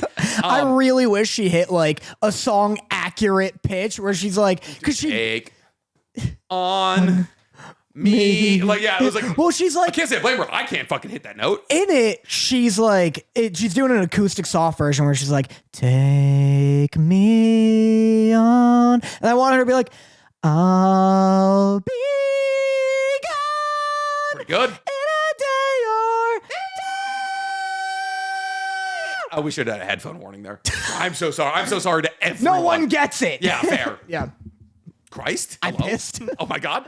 So to me, like it doesn't feel like from the tone I should be getting for what is supposed to be like, from what I've heard, one of the darker, grimier, grittier arcs. Like it just, to me, it feels almost like a rom-com-y. Yeah. And I've seen the way that Ellie responds to like the news of Dina being pregnant in the the game. game. And it seems, and I think this is what I was trying to articulate to you last night, the romance almost feels unrealistic. Like she takes the idea, because like, let's say I'm in love with you. I am. But like, I find out that you're pregnant. And like, you've known for weeks kind of thing. Like, and Ellie's like in the game's like, you should not have, like, you should not have, boy. yeah, should not have come, right? Like, Yeah. she was like, well, I didn't want to be a burden. And Ellie's like, you fucking are a burden now. Like, are you kidding me? Yeah. And like, that doesn't have to come from a place of anger. It's to come from a place of like, a realistic way to think about this is like, you not telling me means now like there's a lot more pressure, not only in my revenge mission, but also like I love you. And also like, if we're going to raise this kid together, like, I'm not saying that you shouldn't be able to do things because you're pregnant, but like, holy fuck, it would have been nice to know. Also, now there's like another life like involved. And so, but there's also the point where it's like, oh, like I understand like making like Ellie, I thought Ellie's response, like I'm gonna be a dad, was all really cute. I'm not upset about any of that, but like I just thought like, oh, like it's almost unrealistic. And like a lot of people are saying like, oh, they're trying to make Ellie, they're almost trying too hard to not make Ellie unlikable. Yeah. And a lot of people were like, allow Ellie to be a flawed character. Like she's 19, she's dealing with the loss of her basically father figure. That's so funny. I'm going to use you as like a strongman. Okay. Because it's so funny seeing the discourse of The Last of Us, because you'll have people being like, oh, just let Ellie be flawed. What are you afraid of? Yeah. Rewind to literally 2 episodes ago where like you and tons of people online were like, why is she so mean at Joel? See, but I liked that she was like, I was like, obviously like my fatherless side was like, gonna be indignant about the fact that she was mean to Joel. Yeah. I think, and I was like, I articulated in that episode, I was like, I think they're purposely setting her up to be unlikable. Right. So the payoff can be this revenge tour where she cuts down Abby and like all of Abby's friends, like as like a way to like get back for like not being there for Joel. That's what I would like. I was cool with that, but like them going from unlikable with Joel to like super over the top likable with Dina, and like also we're kind of losing the tonality of the revenge thing. I was like, the writing to me feels kind of scrambled. But like, I'm not like, and I'm not trying, I'm more just orchestrating, like orating this point because it's like what a lot of people online are saying. Because to me, this is still the thing I look forward to watching the most every single week. Yeah. I like love this show so much, but to me, the writing does feel a degree worse this season than it did in that season 1. That's so interesting. I haven't noticed. I mean, my favorite thing about The Last of Us, I've found, especially in this episode, are the character moments, because I found myself getting bored anytime they're doing something that would just be gameplay in the game. Yeah. For example, the subway sequence. Weirdly enough, like great sequence, tons of extras, awesome set piece. I was just so bored. And I think it's because I'm like, I just played this in the game. I know they make it out. Yeah. I know this is just like filler zombie shit to like get her bit and stuff. And so like Jeffrey Wright's scene with like the guys interrogating. Yeah. Awesome. Oh, did you pick up that they cut to, he's torturing a guy. Yeah. And they cut to like 2 guards, and one guard's like, that's fucked. And then another guard who looks like literally every 20-year-old white actor fused together goes, bitch deserves it, or whatever. Did you pick up that that's the guy, Jeffrey? They took off the truck, Yeah. But like, it was kind of hard to tell because he's wearing a huge helmet, and also, you're right, he looks like every guy I know in LA. Yeah, he looks, but I love those character moments. And so, like, I haven't I still love the dialogue. I still think all the characters are great. Like, in the episode previous of this, like, I love Tommy talking to Gale. I loved the, like, meeting they have because it's all character stuff. I do agree. If I can give, like, my thesis of, like, how I feel about, like, the romance bit at the end. Yeah. Because, like I said, I go one step forward, one step back, where, on one hand, in the game, Ellie gets bit, and then Dina's like, what the fuck? What's going on? Can we talk about that for a second? No. Dina gone out at worst case scenario, we have hours. Dina gets a gun on her immediately. You don't like that? Chill out. Like, fucking, how bad? Do you even like me? How, like, fucking, I want you to struggle before, like, let's have a talk about killing me. But Dina's got gun trained on her from the fucking get-go. It's stressful. I like that. I was like I've seen, like, the best case of this is when Ellie is with, like, I guess you could call her, like, her childhood girlfriend. Oh, yeah. The girl from Euphoria. I forget what her name was. I forget her name as well. But, like, she gets bit, and they, like, spend an entire afternoon together. Yeah. It's like, at least let me get you to safety. Let's hang out here for a second, and then we can have a talk about shooting me in the face. I wish Ellie saw the gun. She was like, okay, first off, damn. Second off, let me explain. Yeah, like, this should be harder for you. Also, show her your scar. You've been bit like 4 times. You've been bit. Show, like, oh, I get the, she's got the burn. Be like, hey, look. True, it is crazy that she wasn't like, hey, I burned over this because of the bite. She got bit earlier this season. Yeah, on her stomach. On True. her stomach, show her that one. Yeah, that's crazy. She didn't show her that, like, in this moment. Who do you think I'm getting these bites from? Yeah. Like, I can pull the shirt up a little bit. Like, True. Look, I'm all right. Yeah, that's fair. The bites in this show are too clean. Oh, because no one's, like, ripping chunks out? Yeah, they just, like, take a little bite, and she bit her for long. Yeah. Like, and then it's just, like, this little dribble, and I'm like, you're rated R. I saw a dick this episode. Yeah. Like, get bloody with it. I was probably, they spent all their budget on, like, the hyper-realistic burnt off top of that. True. Dude, that made me, seeing the hand be, like, bubbled over in the bone. Yeah.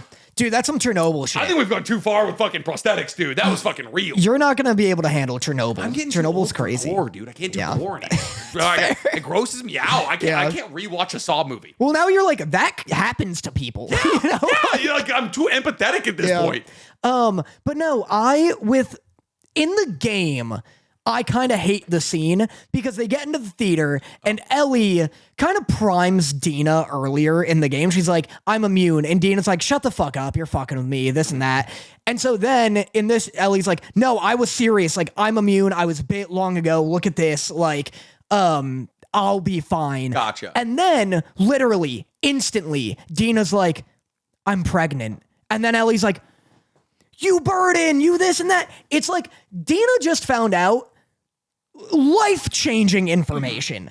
And then she hits her with the pregnant thing. And then Ellie's like, okay, shifting gears instantly. Like, yeah, it's so unrealistic and so fast and so soap opera-y in the game. In this, the pacing's a lot better to me. Yeah. I like that Dina's like, I like Dina pulling the gun immediately, and I like her being like, don't make this harder, because I get that Dina... That I understand, for sure. Yeah, I'm fucking around. Like, I understand, like, you want to kill her before she, like, begs you into, like, keeping her alive. Oh, I just thought it was very funny. That was like, I'm fucking putting her down immediately. It's like, struggle a little bit. It'd be so funny if, like, Ellie closes the door, and she's like, all right, we should be, and then, like, kneecap, shoulder, head, and she's like, Why didn't you do it in one? Why'd you fucking Mortal Kombat me? Like, but, like, but it's like, you're making this harder. It's like, you're making this harder. Like, it's like all 5 fingers. Like, ow! Like, she's reloading. Like, but I'll finish it with the knife. You have more bullets, please. Her thumbs are going for her eyes. Like, I love you. Why? But fucking she's like, don't beg me. And she's like, I'm begging you to kill me. Like, but anyway, I'm not immune to this. She's like, I'm immune. Really? Yeah. What'd you think I meant? Bullets? But the pacing's better because she's like, don't make this harder than it is. And Ellie's like, here, I'll fucking go to sleep when I, like, you watch me all night. When I wake up, you'll see.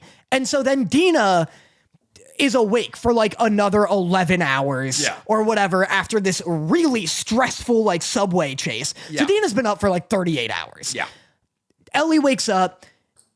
Oh, I'm fine. Dina spent the last like 8 hours thinking Ellie was going to die and she was going to have to kill her. So then I buy exhausted, like terror and heartbreak stricken Dina is then like, you know what? I'm going to tell her this news. I'm pregnant. And then I also buy that they have sex. Like, my roommates were like... Not usually the words that get me going. I'm going to be real. Like, brother's like, I'm pregnant. I'm like, let's get it on. Let's get it on. I'm like, we have a lot of things to talk about, but okay. Ellie just, like, breaks it down real quick. Just a little, like, Fortnite Let's dance. go. I got swimmers on me. But at least, like, it's mine. Yeah. I've heard there's a line in the game where Dina goes, don't worry, it's not yours. And I think that's very funny. Oh, that is funny. There's not the line, I'm going to be a dad, and I like that in the show. I thought that was cute.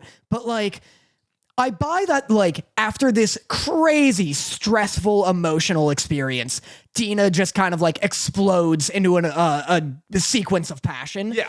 I buy that.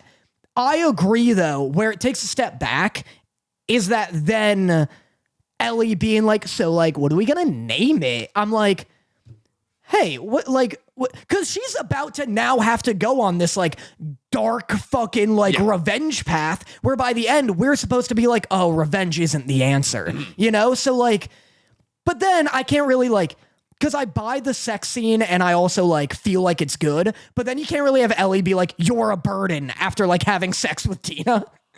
It's a little harsh. Yeah, no, I guess, but, like, also, like, does the moment not call for harshness? The pregnancy? The pregnancy, and also, like, look at the context of where we are. I think it should have went, see, I'm immune, sex, they wake up, I'm pregnant. What the fuck? Yeah. Because it's like, it makes sense. One, also they're 19. So Ellie being mean about Them it talking is like, about having kids when they both look 12. I know. Dude, I don't know how old Bella Ramsey is, but like her being like, I'm gonna be a dad, and I was like, maybe I'm old school, but like, you fucking should not be. They're also like 3 feet tall. So they're so little. The tiniest people They're so ever. itty bitty, dude. And they're like, we're gonna have a kid. And I was like, you guys should wait. All right. I know. I'm the same. When they like the guy who plays Jesse, the like Dina's ex-boyfriend, I'm like, what do you mean they dated? Yeah. He's ginormous. That's a man. Yeah. But I think it should have went in that order because, it's like, I also agree that we're kind of losing the intensity of the revenge. Yeah. And I felt this in season 1, too, where I love the Bill episode of season 1. It's one of the best episodes of television. But when you have a whole episode of two people living comfortably in the apocalypse, and then there's a scene where Joel and Ellie are in like, they meet these two like kind of Inuit people who are like just living it up in a cabin on a hill. Oh, yeah. There's that. Tommy's living comfortably in like his compound. Yeah. There's too much comfort in season 1 where I'm like, I feel like we've lost the danger of the apocalypse. Fair. And they also added that like group that ends up like sinking the city with like Henry and stuff. Oh, yeah. And I'm like, there's another organized group that's living comfortably despite the torture they're doing. Yeah. But like, I'm like, it feels like there's too much fucking Everyone's doing electricity. Everyone's doing pretty fucking good on the West Coast. So this Because like when they're in Boston, it's like a fucking nightmare. They're Yeah. like, we don't have food. Everyone's on drugs. Yeah. Like Ferdo, whatever the name is like Fedra. Fedra is like this like absolute like dystopian like fascist government. And I think that's kind of, and the thing is, I believe that season 2 had such good momentum because like the Battle of Jackson was like, oh fuck. Like things are bad. Like that was the first thing that made me remember. Like, cause they're riding horses. They're out on like little, like they're growing weed. They got a psychologist who's drunk in the outfield of the Little League game. Like, I was like, things are good. But like the Battle of Jackson, I was like, oh, like things are real. Joel's dead. We have this momentum to make like this dark, like dour season, and it just doesn't feel like that. No, I feel that. Especially with the introduction of like the Scarers and like their battle against the wolves and like kids are dying, that kind of thing. And it's like, oh, there's like this hop between like super like joyful romance and also like Jeffrey Wright literally torturing somebody. Yeah, I agree. I think it like is too optimistic and cheerful towards the end. Should we move on? We should. Fuck, I love Jeffrey Wright. Love Jeffrey Wright. Yeah, that was God. We have so much to talk about, and boy, did we spend a lot of time on. I mean, it was our longest episode here, and nothing else is like actually all that crazy. I want to talk about Windbreaker. Yeah. Big couple of weeks for trans representation in anime. Yeah, crazy. What a coincidence. That was wild. Handled in, I would say, the most like tasteful and masterful way I've seen outside of maybe One Piece. Yeah. Which is actually honestly not all that masterful for being entirely real. But so this episode is episode 5. Very artistic intro with Sakura like on a tightrope. I thought it was really cool, like him talking about like, oh, my entire life I've been on this tightrope, but like making connection has made me realize I don't need to be on it. I love him stepping off the tightrope and it immediately cutting to him walking in the classroom. I thought that was a really cool directorial piece. It's a callback to season 1. Because he was on the tightrope in season 1 also. Yeah. They did I thought it was also a really good, like in terms of like Windbreaker, I think where it's actually separating itself from a lot of delinquent animes is that it's like showing really healthy displays of like male friendship dynamics. Yeah, Windbreaker's done an absolute 180. I kind of love this show now. Yeah. It's just boys loving each other. Exactly. I mean, like, and it was so funny because I was watching this episode and I was like, man, if Sakura doesn't end up with Suo or Sue or whatever his name is, I was like, I'm actually like, I've never been a shipper. I've never been like, oh, these people need to end up together. I need Sakura and Sue together, like very, like they graduate and they go to high school, they re-meet in some bar fucking fight or something. They just have so much chemistry, it's absurd. Yeah. I also just love his design. I like this episode impressed me so much because I can't believe we're at a point now. This and last week, we're at a point now where we don't need a fight for me to be entertained in Windbreaker. What a feat. Because you just enjoy the characters. Yeah. They just enjoy the characters here. I don't know what the trans character's name was, but I kind of love her. I also kind of love her. I never put 2 and 2 together that it was an all-boys school. I don't know if that was ever told to us previously, so I was like, oh, there's just a woman who's a part of the crew here. There's only one woman. I was shocked when there was a woman, because I assumed it was all boys. Yeah. I also love how they dealt with like her having a crush on Umemiya. Yeah. And Umemiya just being like, like nobody was like, I thought that was really dope. It was just like, oh, like she has a crush on Umemiya. Why wouldn't you have a crush on Umemiya? Umiya's great. Yeah, kind of thing. So I thought like, the entire episode was done very masterfully. Very fun episode here. I like that it's still a male, or like maybe it's a trans voice actor. I don't know, but like they have like a deeper voice playing them, and it's not like a real, like I've seen anime do trans characters like a Bon Clay. Bon Clay's not trans. No? You're looking for Boreal Vonkov. I don't know her.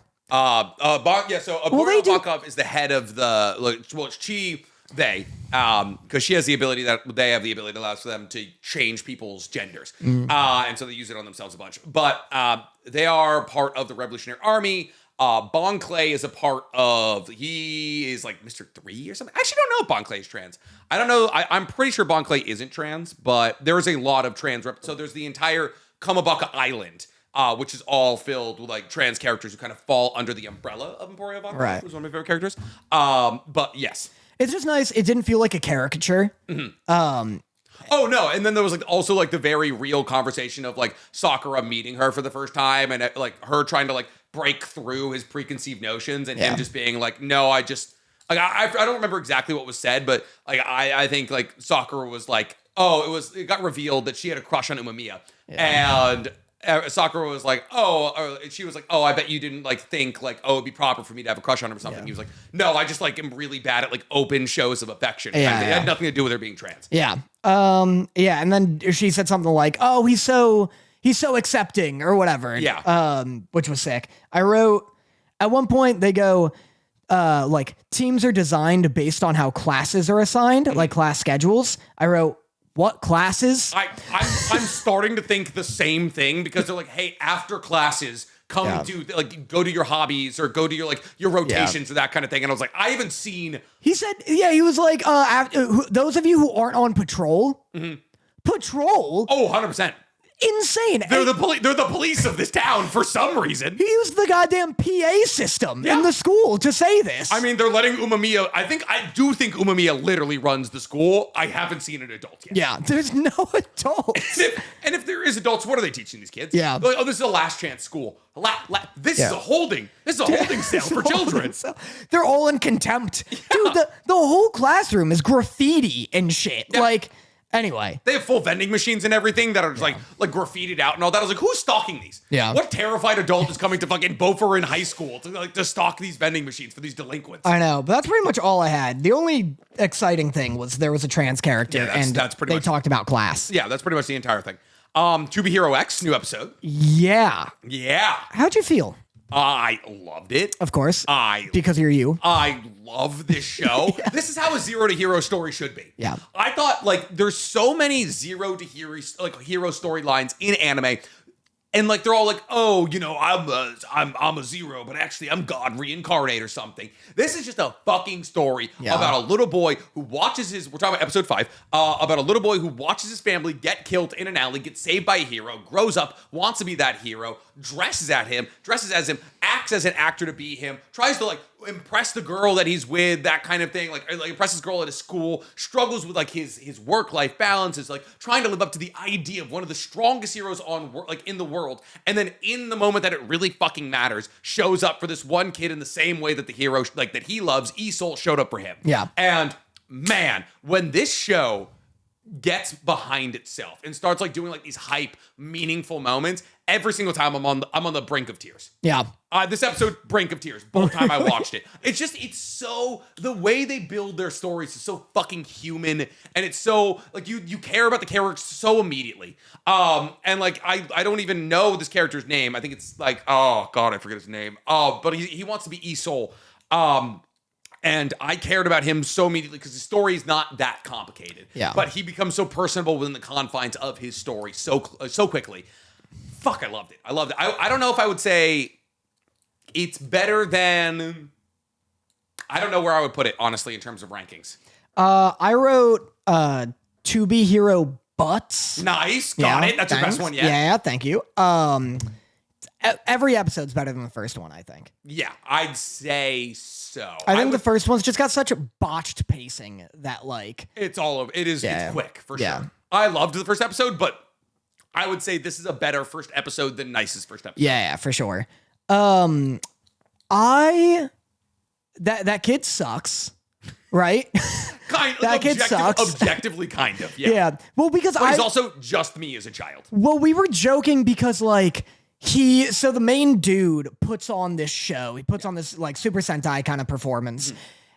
Crowd loves it. Yep. Crushes. absolutely kills. Fucking Roger Ebert stands up in the crowd and he's like, what kind of fucking joke is this? You're using choreography from 5 years ago, backgrounds from 10 years ago, and costumes from 20 years ago. Yeah. And then in the most human way ever, kind of like the Muppets thing, where it was like, Yeah. it was pretty good. It was all right. You know what? I kind of hated it, kind of thing. Everybody's just like, you know what? Actually, fuck that. Yeah. And everyone was just like, that is the most fucking human representation of like how people pigeon media. Yeah. They're just like, oh, my favorite content creator said this movie wasn't good, so I hate it. I know. I'm surprised this kid wasn't like trading Instagrams. Give that like kid trust. yeah, That's a trusted movie reviewer. that kid's got such influence over 100%. this He crowd. was holding court. I was like a little bored Okay. during it.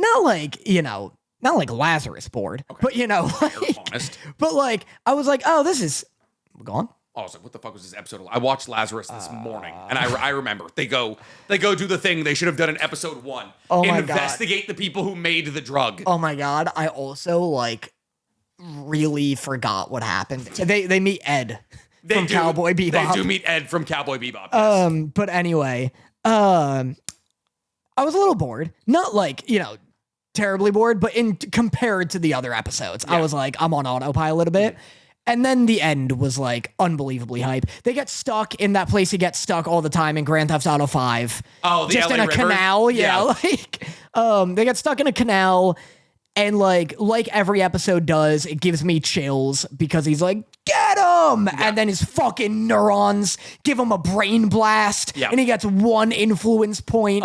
And then he's using his suits like they talk about how his suit makes its own electricity and he's using it to fight against them, kind of thing. And it's just another classic To Be Hero X rough and tumble beatdown. Just another no training ass fucking drag out hair pulling fucking absolute. That guy should have died from that crowbar to the back of his head fight. He takes a dude into like an alligator death roll at one point, and I was like, oh, that was good. Yeah. Just like good ending. Actually, the end is the weakest so far. No, they didn't kill Moon. That was They didn't kill Moon. He should have like shot at the actual moon at least in like, in symbolism. They should have a bullet should have missed him and we just see it travel until it eventually hits Moon's corpse. Like fucking just like Brett and Archer, just a bullet sponge. Well, I also forgot that the last episode ended with Moon dying again. And it's like 3 out of 4. I was like, now 3 out of 5. The ratio's getting better. Well, I was like, wow, crazy. We're actually not going back to that right now. You know what's crazy is that the guy who killed her might have been Esol. They look very similar. He's got long hair. The guy, no, you're thinking the Enlighter. The guy who kills Moon at the end of episode 4 is like wearing like a blue lightning-y suit. Wow. Yeah. It might have been Esol. That's sick. Isn't that fucking sick? Whoa. Is that sick? Whoa, this is so link click. I know, dude. This is link click as hell. It's all coming together. Yeah. Oh, man. So yeah, To Be Hero X. The only other note I have is that he briefly becomes Moomin Rider. He just like literally becomes the world's greatest cyclist. Yeah, like keeping up with a van on a fucking highway. I was like, the thighs on this dude. And then making like a 200-foot drop. Yeah, they did the Vin Diesel jump off a car, catch Letty to the other side of the highway. Yeah. I love that. And then also chili bubblegum popcorn, which was insane. Chili bubblegum popcorn. Yes. Yes, It's correct. what the kid was eating. Yeah. That's just like, I'm going to sit here and say it. I'll try it. that's just classic, like the East. Classic, like Asia? Yeah. The East? Yeah, the East. What are you talking about? We're the West. I know. I just love it being the East. I don't know. It's funny to me. What? It's just funny. Yeah, classic China. China does some fucking crazy flavors. Yeah. But yeah, I said this is what a Zero to Hero story should be. Another peak episode from 2B Hero X. So much fucking fun. I'm so excited for more of it. Do you want to talk briefly about that other Donwa that Stank put us onto? I didn't. Cube 2, the cubiting. Yeah. We cubed Cube. 2 squared. Yeah. Like, I've heard Cubed is still, like, everyone's like, that's still watching Cube is like, this is a nothing story, but fuck are the fights sick. yeah, that's what I expect. Yeah. If it was on any actual streaming service like that we could access in the West, in the counter East, if you will. Yes. Not North, not South. Yeah. I believe we're the Huist. The West, Yes. it'd be like solo leveling levels of big. I genuinely think. Cube? Yeah. I mean, I talk about nothing stories that have cool fights. Yeah, if you could watch it here, like it'd be huge. Yeah, so What was the whale? The what's it whale even called? Yeah, it's like the Great Whale. Moby Dick? Bella Ramsey's in his Dark Materials, Sarah tells me. That's crazy. Ramsey's in her? His Dark Materials. It's that the a- is that a- golden. is It's that the a- Golden Compass show. Do you know the Golden Compass with York Berenson? Is that the one with the fucking polar bear? Yeah, York Berenson. Sure, why not? I'm assuming that was a long time ago because I feel like when the Golden Compass was coming out, I was like, oh, CG's not quite good yet. No, this is like a more recent one. Oh. They came out with like an HBO show of it. Check out the Belly Ramsey, dude. Shout out, dude. Lin-Manuel Miranda's in it. I don't want to watch it anymore. It's called The All Devouring Whale, Homecoming ONA. I don't know if ONA is a part of the title. or not. ONA is the opposite of an OVA, I believe. Oh, I see. Yeah. The opposite. Well, an OVA. It's like the east to the west. yes, it's like If you will. I don't remember how to say them in fucking Spanish. West. I don't think I ever knew. West. I believe West is like OESTE. It's like the Ocho to the Nueve. It's like the Ocho and the Nueve who ate each other because Siete was afraid of. Oh, seis. can I do the whole joke in Spanish? Porque, Wait, but it porque literally seis- doesn't work unless to eat. Porque seis, afraid. Afraid. Mierda. That means shit. I don't know how to say afraid. Help? Chat, help, please. It's single. Chat is single de Mayo. It'd be so funny if like to And for eat. for this Cinco de Mayo, we're gonna bastardize Spanish. Good shit, us. Shit, us. It'd be so funny if to eat in Spanish sounded like ocho, so the joke still worked. Oh fuck, taberu is. I don't know why I went Japanese. I don't know what I'm expecting for. Anyway, it's called The All Devouring Whale Homecoming. I skimmed through it. But it's a donghua for sure. Like one glance at it, and you're like, "This is a Insane Chinese animation and also Yeah. like an okay story." just beautiful animation, thick outlines." I don't know if they just Everyone's if their got- animators are better or if they have more animators. Yeah, I or, don't know what's happening. or if they're just I don't know. I don't know why their shit is better. It looks like the 2D segments of 2B Hero X. Oh, that's sick. The all-consuming whale. You didn't look at it? The all. You're just lying out your ass right now? No, hey Danny, that's why I asked you to talk about it. I didn't watch it. I skimmed. I know, but I that's skimmed more, and I got that's more 9 than viruses from highanimes.to. You got to do Zorro anime, or something like that. I honestly just need to. We should download Billy at this point. I'm pretty sure we can get Billy here in the not West. Oh wait, no, we're the West. Here in the West? In the West, I believe we can get it. Yes. The Faraway Paladin. This also looks sick. I'm telling you, I'm telling you, China's up next when it comes to anime, and that's not fun because it's hard to fucking find. Yeah, boy, is it. The Faraway Paladin. What is this? I mean, like, but the irony is, I feel like people are kind of down on Donghua. Well, one, because I don't think enough people are watching 2B Hero X, but two, because the Donghua that everyone was looking forward to, the beginning after the end, apparently got a doo-doo animation budget, which is ironic. Because every fucking Donghua seems that, like, every Donghua that we watch seems to have the most absurd animation budget we've ever seen in our entire life. I know. But anyway, this is, like, I've skimmed through it. I'm gonna watch it. I just didn't have time. But it's just, like, a dude, like, seemingly fighting and possessing a giant whale spirit. Why not? It's just sick. Sick. Just cool shit. Show me a whale doing sick shit. I love whales. That's what Sabaki Biscuit was about, basically, more or less. There was a bunch of mushrooms. Remember when we met those two girls and they were like, by the way, you've been saying Sabuki Bisco wrong this entire time? Yeah. They're like, oh, it's Sabaiki or something. Yeah, I was like, she Sabaiki Bisco, and I literally had a fucking moment where I was like, oh my God. I know. We were at Universal. We were at FanFest, yeah. And two people who recognized us came up and they're like, oh my God, like, I was like, what's your favorite anime? And they're like, this anime, and also like, yeah, Super Iki Bisco. And I was like, how's that? Now? Come again? Oh no, Yeah. I'm in trouble. So, man, they need to bring that fucking show back. Yeah. But all right. What else do we? Is that it? Everything from 2B Hero X, unless we want to talk about more Donghua we haven't seen. No, let's talk about Vigilantes, I guess. Oh my God, we still have Vigilantes to talk about? We have Vigilantes and DMC. all right, and at Lazarus. At least DMC was fun. How about here, real quick, Lazarus, they meet Ed. They meet, you're talking about the Afghan? They were from Islamabad, which is in Pakistan, I believe. It might be Afghanistan. The hacker. Yeah. Crazy Popcorn or whatever his name was. Yeah, something popcorn. Okay. Last episode, I felt like we were building towards something. What, in a perpetual question with this fucking show, what did this episode accomplish? I just never know. I watch it and it's just goes out the back of my head. Yeah. As if I'm a ghost. Yeah.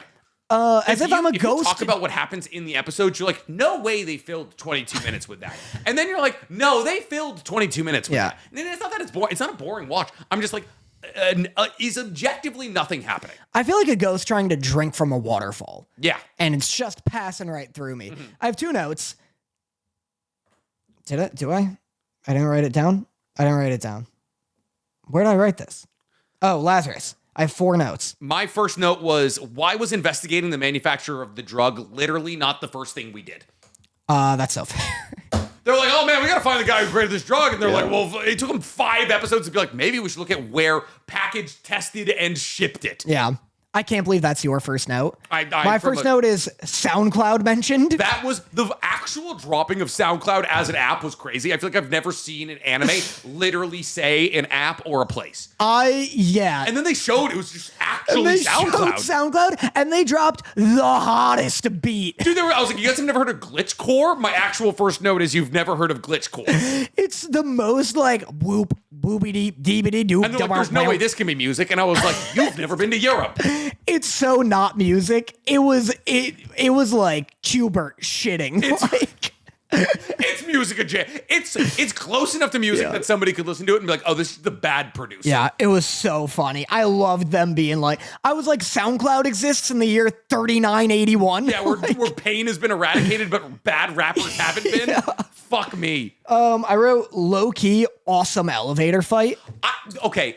A question for the elevator fight here. Okay. 1, why does everyone just immediately decide to jump him? Like, he scans in completely fine. He scans in fine. He walks by some people. He's like, hello. And they're like, I don't know you. That's fine. A big company. And then in the beginning of the elevator fight, why is there this weird, like, 15 to 20 second, like, extended scene of, like, the body, like, the guard, like, kind of, like, grabbing Axel's face? Did you see that? Like, before the doors close, there's like this weird slow motion bit where their hands are like kind of touching, and then the guard grabs Axel's face, and then they're fighting. I like weirdly don't remember that. I just remember Axel. The fight scene was sick as fuck. I just remember Axel engaging in what was like the hottest fight scene ever with this tie in his mouth. That was kind of sick. He was holding his tie in his mouth so he couldn't be choked kind of thing. That was sick. That was sick. And then he's fighting. It's like 4 dudes and a girl, or a woman rather. And then he's fighting them, and then like he'll knock out the guys briefly, and then he fights the woman for like an extended period, and he'll just like try and choke her out, and then he thinks he did it, and then he fights the guy. She was like, I'm into it. She just keeps coming back for him to like wrap the tie around again. Yeah, and then like she was also still conscious after he did like his final choke, and the doors closed on her. Yeah. I was like, this is a steel windpipe on that woman. It was cool because they also took into account the size of the space. Like he kept like bumping into the cameraman as if they have to stay within this confined area. Yeah. Which was really cool. I wonder if that has to do with the fact that the director of this was the John Wick director who usually works in like live action, right? Yeah. So like usually like, oh, in an elevator scene, yes, like the elevator probably has to be made bigger on account of the fact that there has to be like at least 1 or 2 people in there with massive fucking cameras. Yeah. Well, it's also, I bet they were like, if we're going to do an animated elevator fight, it's going to be really easy for us to keep fucking with the dimensions. Yeah. Like if we want a roundhouse kick or something. Yeah. And so I bet they were like, let's force us to not allow that. Like, let's force us to keep it confined. Yeah. And so like, it's a fixed camera like the whole time. And he keeps like getting up in it. Like bodies will obscure the camera. Yeah. It was cool. It was fucking awesome. I also said, I thought it was a pretty insane lie to tell the entire world. They're like, oh, we're going to invite all the world's most forefront scientists and researchers and then tell them we've cured the thing that's going to kill them in a month. I was like, I get that we're trying to bait somebody out here, but what an absurd lie to tell all these people. Yeah. Like, you got a guy running up there like trying to inject himself with saline solution, who now just has a GPS chip in him for the rest of his life. Yeah, there'd be such a fucking riot. Like every scientist. Hey guys, we did it. And it's like, cool. I can stop doing my research, I guess. Yeah. I can't believe everyone in that room didn't kill everybody else in that room. My problem with this show, though, is they're like, oh, we're going to bait him out, right? We're going to get this guy out of hiding. Once we get him out of hiding, we'll finally be able to, like, we'll find him, we'll be able to hack him kind of thing. I'm like, oh, that's cool. I guess, like, awesome. Hell yeah, let's do it. And then the result of this entire episode is the fact that there is a hacker, popcorn something, somewhere in the Middle East and she is like tapping into the stock exchange kind of thing, and then she runs away, and the hacker, the Lazarus team hacker hacks her back, and she just throws her laptop out the window. Yeah. Bang, bang, boom. Cool. What are we doing in the next episode? The hacker must show up again, right? Maybe. But it's been 5 episodes of like, cool, though that was fucking, we tried. Watanabe loves a childish, like, playful ass hacker. She's just Ed. My note said, if if one more hacker says get wrecked, I'm dropping the show. It's happened like 3 fucking times where a hacker has literally just yelled, get wrecked. And I was like, I have one more of these in me, maybe. Why was this written in like 2008? SoundCloud, get wrecked? I'm assuming it's got to do with fucking the person writing it. I guess so. I wrote, at one point Axel goes, well, if he's the devil, then that makes us the angel.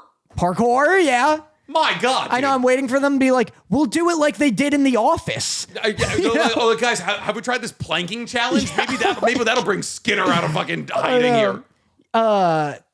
Alex goes, well, if he's the devil, then that makes us the angels that are going to kick his ass back to hell. And then everyone groaned. Yeah. And I did like that. Yeah. And then he goes, no, but seriously, like, he like really tries to save face. Like he thought it was cool. He was like, that was my fucking one. They took guys, hey, fucking Devil May Cry took my one line right, please. They're soaking them all up. You know what would fix this show? Well, better sound design?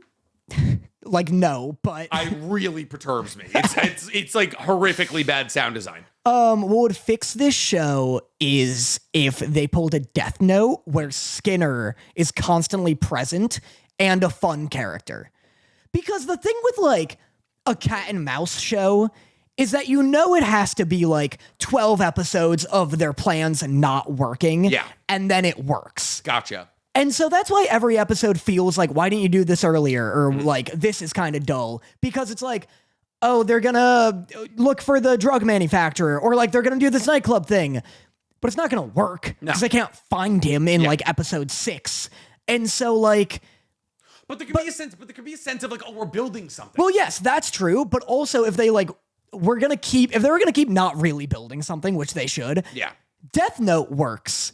Because it's fun to watch. You want both characters to succeed. Yeah. So when, like, inevitably, you're satisfied every episode. Because if L doesn't succeed, Light does. Yeah. And you're like, well, that's fun. That's probably for the best, yeah. Yeah, and then if L succeeds and he gets, like, a minor win, like, he shows up at the school and befriends L, you're like, or Light. You're like, oh, Light loses his minor victory, but I get to see L win, and that's fun. Yeah. So if Skinner was like the L to this group, that'd be really fun. That would be fun. Actually. So, like, you got some kind of like reconstructive surgery or something, and that was like the woman in charge or something like that. Yeah, or it's like, because like there's a sense that you're like, because his whole bit is like, I want to get found, and it'd be cool seeing him do shit to get them off his tail. Ironically, I think SAO does a really good job with this. Because the guy who makes Aincrad is the guild captain of the fucking White Guardians or whatever their name is or something like that. The one that Asana's in.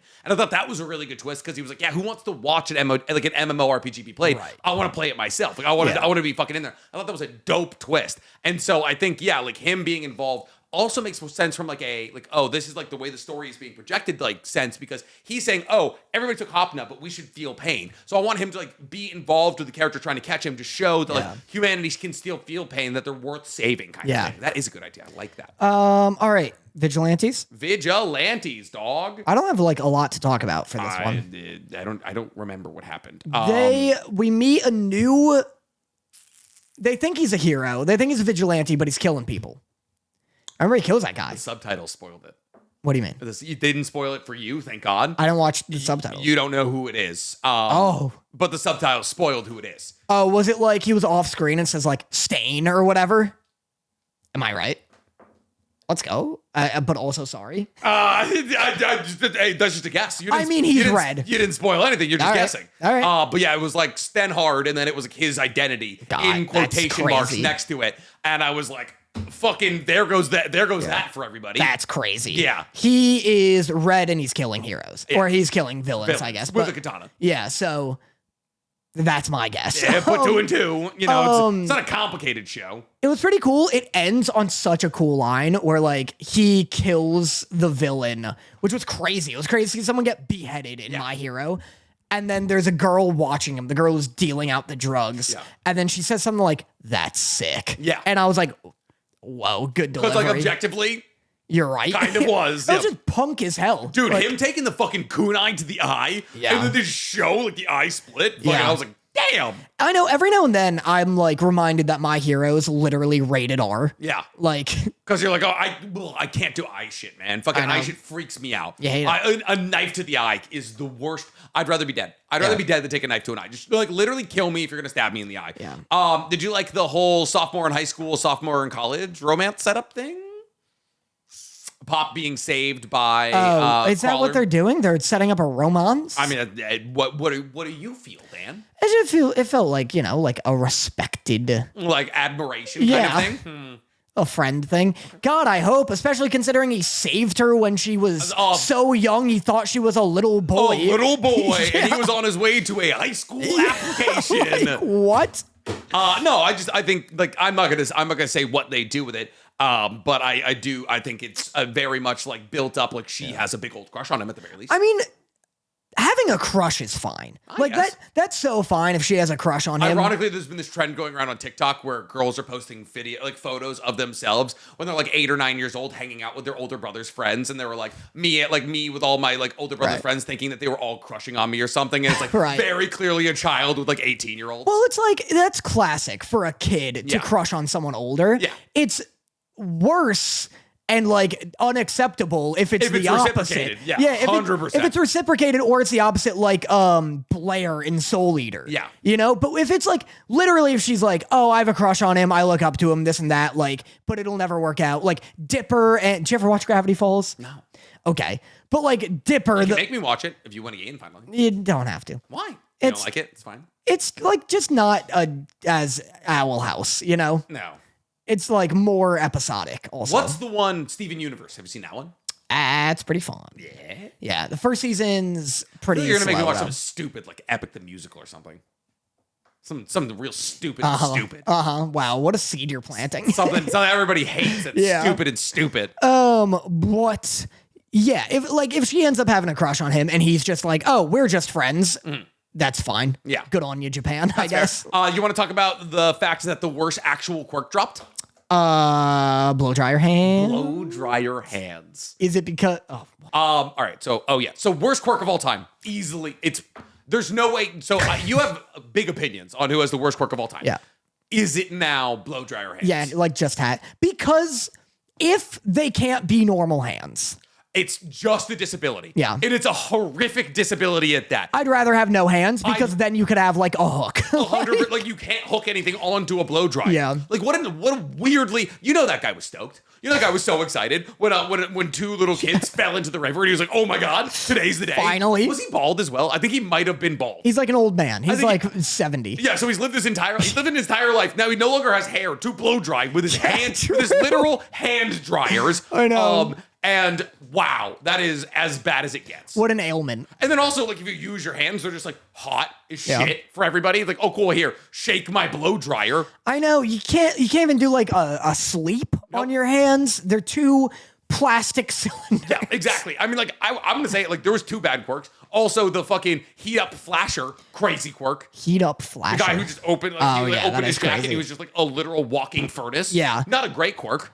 I'm hot enough I don't as know is. if there are any other quirks that are more debilitating than that. Hand dryer hands is awful. Even Squirt Head is better. As long as he can see. He can see. That's all that matters. That's like, all he can see. Like, he can see. I don't know if he can see and he can eat, that's better than this. What the fuck does Squirt Head eat? You unscrew him and you put... It dissolves in the liquid that is his fucking head.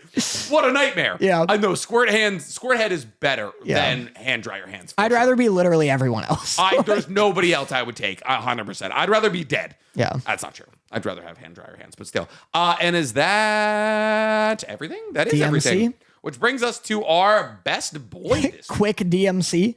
Oh, quick DMC. I didn't take notes because we watched it together. Yeah. Holy shit. Fun episode. Fun. Yeah. Dante does it's the episode where Dante gets Devil Trigger. 5. 5. And he gets Devil Trigger and does like the falling out of a plane scene that was in all the trailers. He saves a bunch of people that were on Air Force 2. Yeah. Big lady episode. Holy shit. Wait, no, oh my God. This was a crazy episode. Big lady show. Dude, I'm not going to complain about it at all. She has way more, like, like Dante's a cool character. Lady's just like a more complex character, I think. Interesting. I don't know enough. Like, I'm not a Devil May Cry fan, so I'm like, oh, Dante. Like, I just like think Lady's design is sick. I think she's got a cool backstory. I like watching her blast devils. Yeah. Her character arc to like being like, oh, we're devil hunters, but like these devils are people. These like Malachians, they're refugees, or Malachians, or something like that. They're like, oh, save all these refugees, all that, and the fucking vice president calling all of the people currently corralling these devils like into refugee camps is like liquidate the assets. Yeah, and we see. We see them blow away kids. Yeah. That was crazy. They blow away kids. They reveal that they have a van that can... That was already revealed. Oh. Remember when Dante was thrown into the back and they were like, oh we have this devil suppression system? Yeah. I love a van with flamethrowers in the back. Talk about tax dollars being sent probably incorrectly. Yeah, that's insane.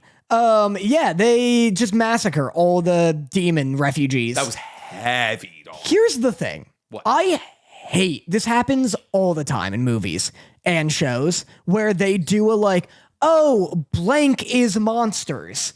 Mickey 17 recently did it. This does it, where it's like, demons, devils are monsters, aliens are monsters. And then you find out that they're actually like sympathetic and we should care about them. And when they do that, they make them really cute. Yeah. Or in Devil May Cry's case, they just only have the refugees be the ones that look like people. They save the humanoid ones. Yeah. They save the ones that look like Darth Mauls without like face paint on. And then they had like all like the syphilis-ridden ones in the fucking downstairs dungeons, and they're like, no, we're not. Yeah, we're not saving those ones. It's like, of course they got to do like when they're like liquidating them.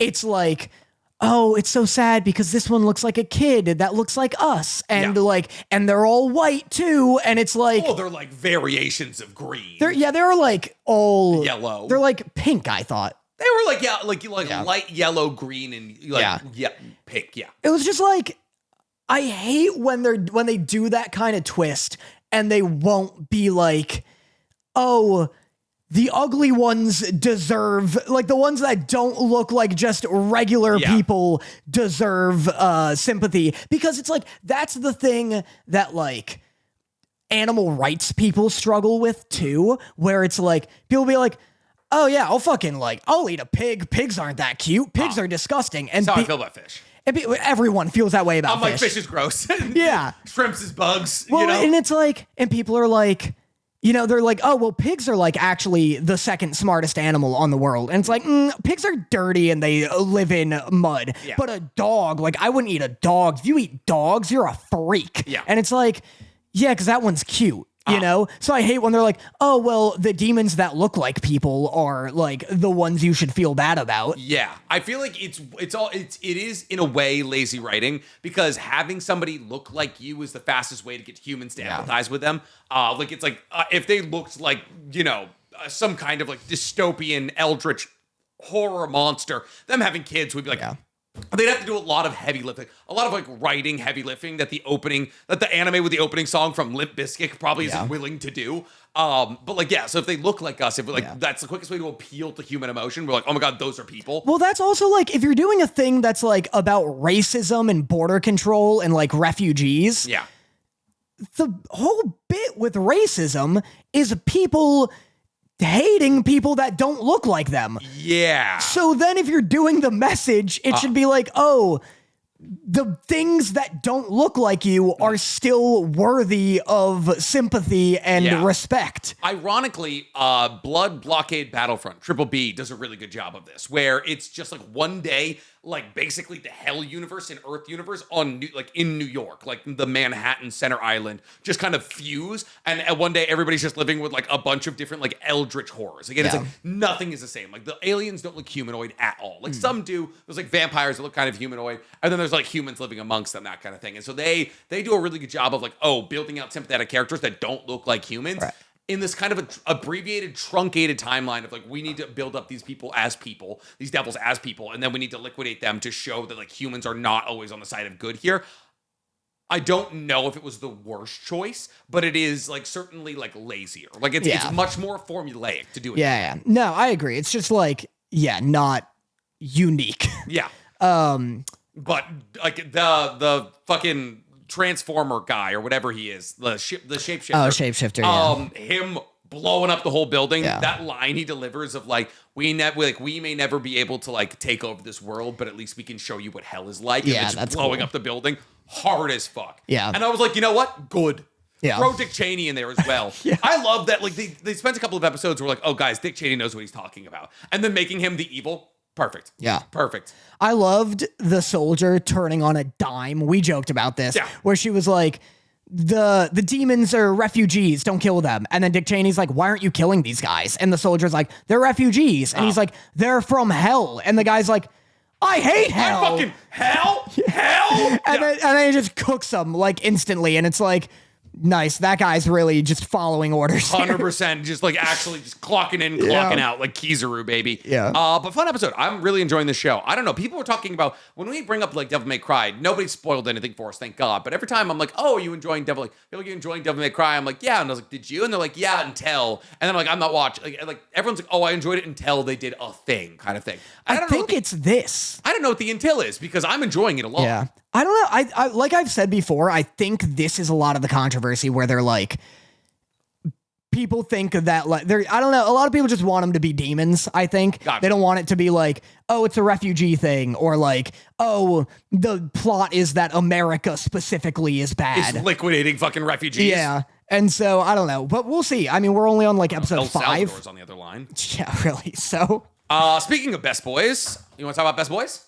sure. Sure. You got anything for us this week? My best boy this week is Andor because it's awesome. Yeah? Andor season 2 came out. Okay. Episodes 4, 5, and 6 just dropped, and it's just peak Andor shit. Yeah. It's just like taking Star Wars, taking a fantasy thing, and making it as grounded and realistic as possible, Gotcha. where you're like watching boardroom meetings, and it's just so mundane, but you like, they do a great job at making you feel the stress that you would feel if you're in that boardroom meeting, where you're like, oh, the boss is like mad that we're not answering this question, but if I answer the question, I'm going over my manager's head, and then he's going to chew me out, and I'm like, oh my God, I can't believe this is what I care about in a Star Wars thing. Yeah. It's just awesome. It's That does. so good. They're on the second season, right? What episode? Yeah. 4, 5, and 6 just dropped. Gotcha. They drop like 3 hours of content every week. Cool. Holy shit. Yeah. Wait, what? So they drop like 1, 2, and 3 in one day, and then the next Tuesday was 4, 5, and 6, and then tomorrow will be 7, 8, and 9. That one was just counting. And Why do it? I feel like that's like you lose out on like the weekly hype if you're like batching it out like that. They kind of are filmed in like arcs. Oh. It's like, what's an example? It's like To Be Hero X kind of. Or like Arcane, I guess. It's Arcane. Yeah. Where like you kind of, if you just got episode 1, You'd be like, oh, you're like, that was kind of a waste of time. Like they kind of need a to be. cliffhanger that wasn't worth hanging on. Yeah, exactly. Good. My best boy this week is Ignacio Zaragoza, aka the general that led Mexico to victory over French in 1862, which is why we're celebrating Cinco de Mayo today. I don't know Mexican anything. independence, baby. I don't know anything about Mexico. That's history? actually kind of true. But about Cinco de Mayo. Yeah, so like it's kind of like Mexican Independence Day. Gotcha. They beat the French. Nice. Yeah, isn't that kind of a curveball? You figured it'd be like America, right? Yeah, it's such a. Why was France attacking Mexico? They just wanted it. I guess. I mean, it's like the French Empire. Yeah. It's at the Battle of Puebla. Like, I don't really know why France was there. Gotcha. Resources, probably. I don't know. Everybody tried to hit Mexico at one point. First it was Spain, then it was Mexico, then it was first it was Spain, then it was France, and then it was us. Gotcha. It was fucking just they had to battle through it. And you know what? Huge ass country. So they did pretty well for themselves. Yeah, that's great that Mexico held its own against 3 separate empires? 3 separate home defense missions. Like that's crazy. Yeah. We got Texas, but yeah. Well, But they can have it back if they want. Honestly, I'd vote to give it back to them if we're being entirely real. Do you have any news? Never. No. Yeah. Neither do I. No. All right, that brings us to our favorite part of the episode, love letters, where me and Danny answer a question here live from our podcast audience. So if you guys want to watch the podcast live, get access to the podcast 2 whole days early, or hang out with me and Danny before and after pods, or get 2 additional hours of content a month from me and Danny, we're doing Split Fiction, which we're really enjoying, actually. It's a very fun game. Danny's playing the edgy sci-fi one. I'm playing the fantasy charming one because that's what we fall into. I'm charming and Danny's edgy. So if you want to get any of those incredible benefits, you can become a member of our Patreon for $4.99 a month. Danny, you got anything for me? So iBugman asks, in light of Mother's Day being around the corner here, who is the greatest anime mom of all time? You got one? I do have one. Who? I'm going to go with Deku. Deku's mom. Then I have none. You have none? Deku's mom is such a delight. Deku's mom is not only a delight, but also pretty much the only present mother in all of anime history. One, very involved in her son's life. Even though he rarely ever comes home, she's like, hey, please stop breaking all your bones. Like, the amount of stuff that she deals with. Yeah. The amount of stuff that she deals with Deku. What a nightmare child. She's so understanding. Yep. She's understanding. She's just sending him to school. It's not like Ash Ketchum's mom, where she's like, hey, go literally circumnavigate the globe alone with these strangers She you also met. deals with it being a crackhead for the majority of his life. She's like, she puts him in front of like his almighty YouTube clips compilation, puts him in his hoodie, and he just shakes back and forth. And she's like, wow, what a guy. What a guy. Yeah. My big boy. Yeah, she loves him. Yeah, she's great. I do love Deku's mom. I like Reki's mom from Skate the Infinity. You haven't seen it though, but she's just like, she's one of these. Oh, Miyazaki. I haven't even thought of Miyazaki moms. Who would the Miyazaki mom be? There's not a lot of It's moms. gotta be one of these, right? You could go like, you could possibly do like the baker in Kiki's Delivery Service. Kiki's Delivery Service is good. She's a mom. She's pregnant. That's not her. That's not Kiki's mom. She's a mom. She is a mom. I mean, Kiki also has a mother who's a witch. But the baker woman is better. Yes. Because she's one of these while being like 40 months pregnant. Spirited Away? No, bad mom. They eat all the food. Yeah, awful Bad mom. Awful mom. Howl? No, terrible mom. Not how. Sophie's mom is awful. Ponyo. Ponyo's. Yeah. Ponyo isn't the mom. The ocean. Ponyo's not the. No, Ponyo is a mom, right? Ponyo actually does have a bunch of kids. She has a bunch of kids. She got a bunch of little fish kids. But no, the non-Ponyo main character. What's his name?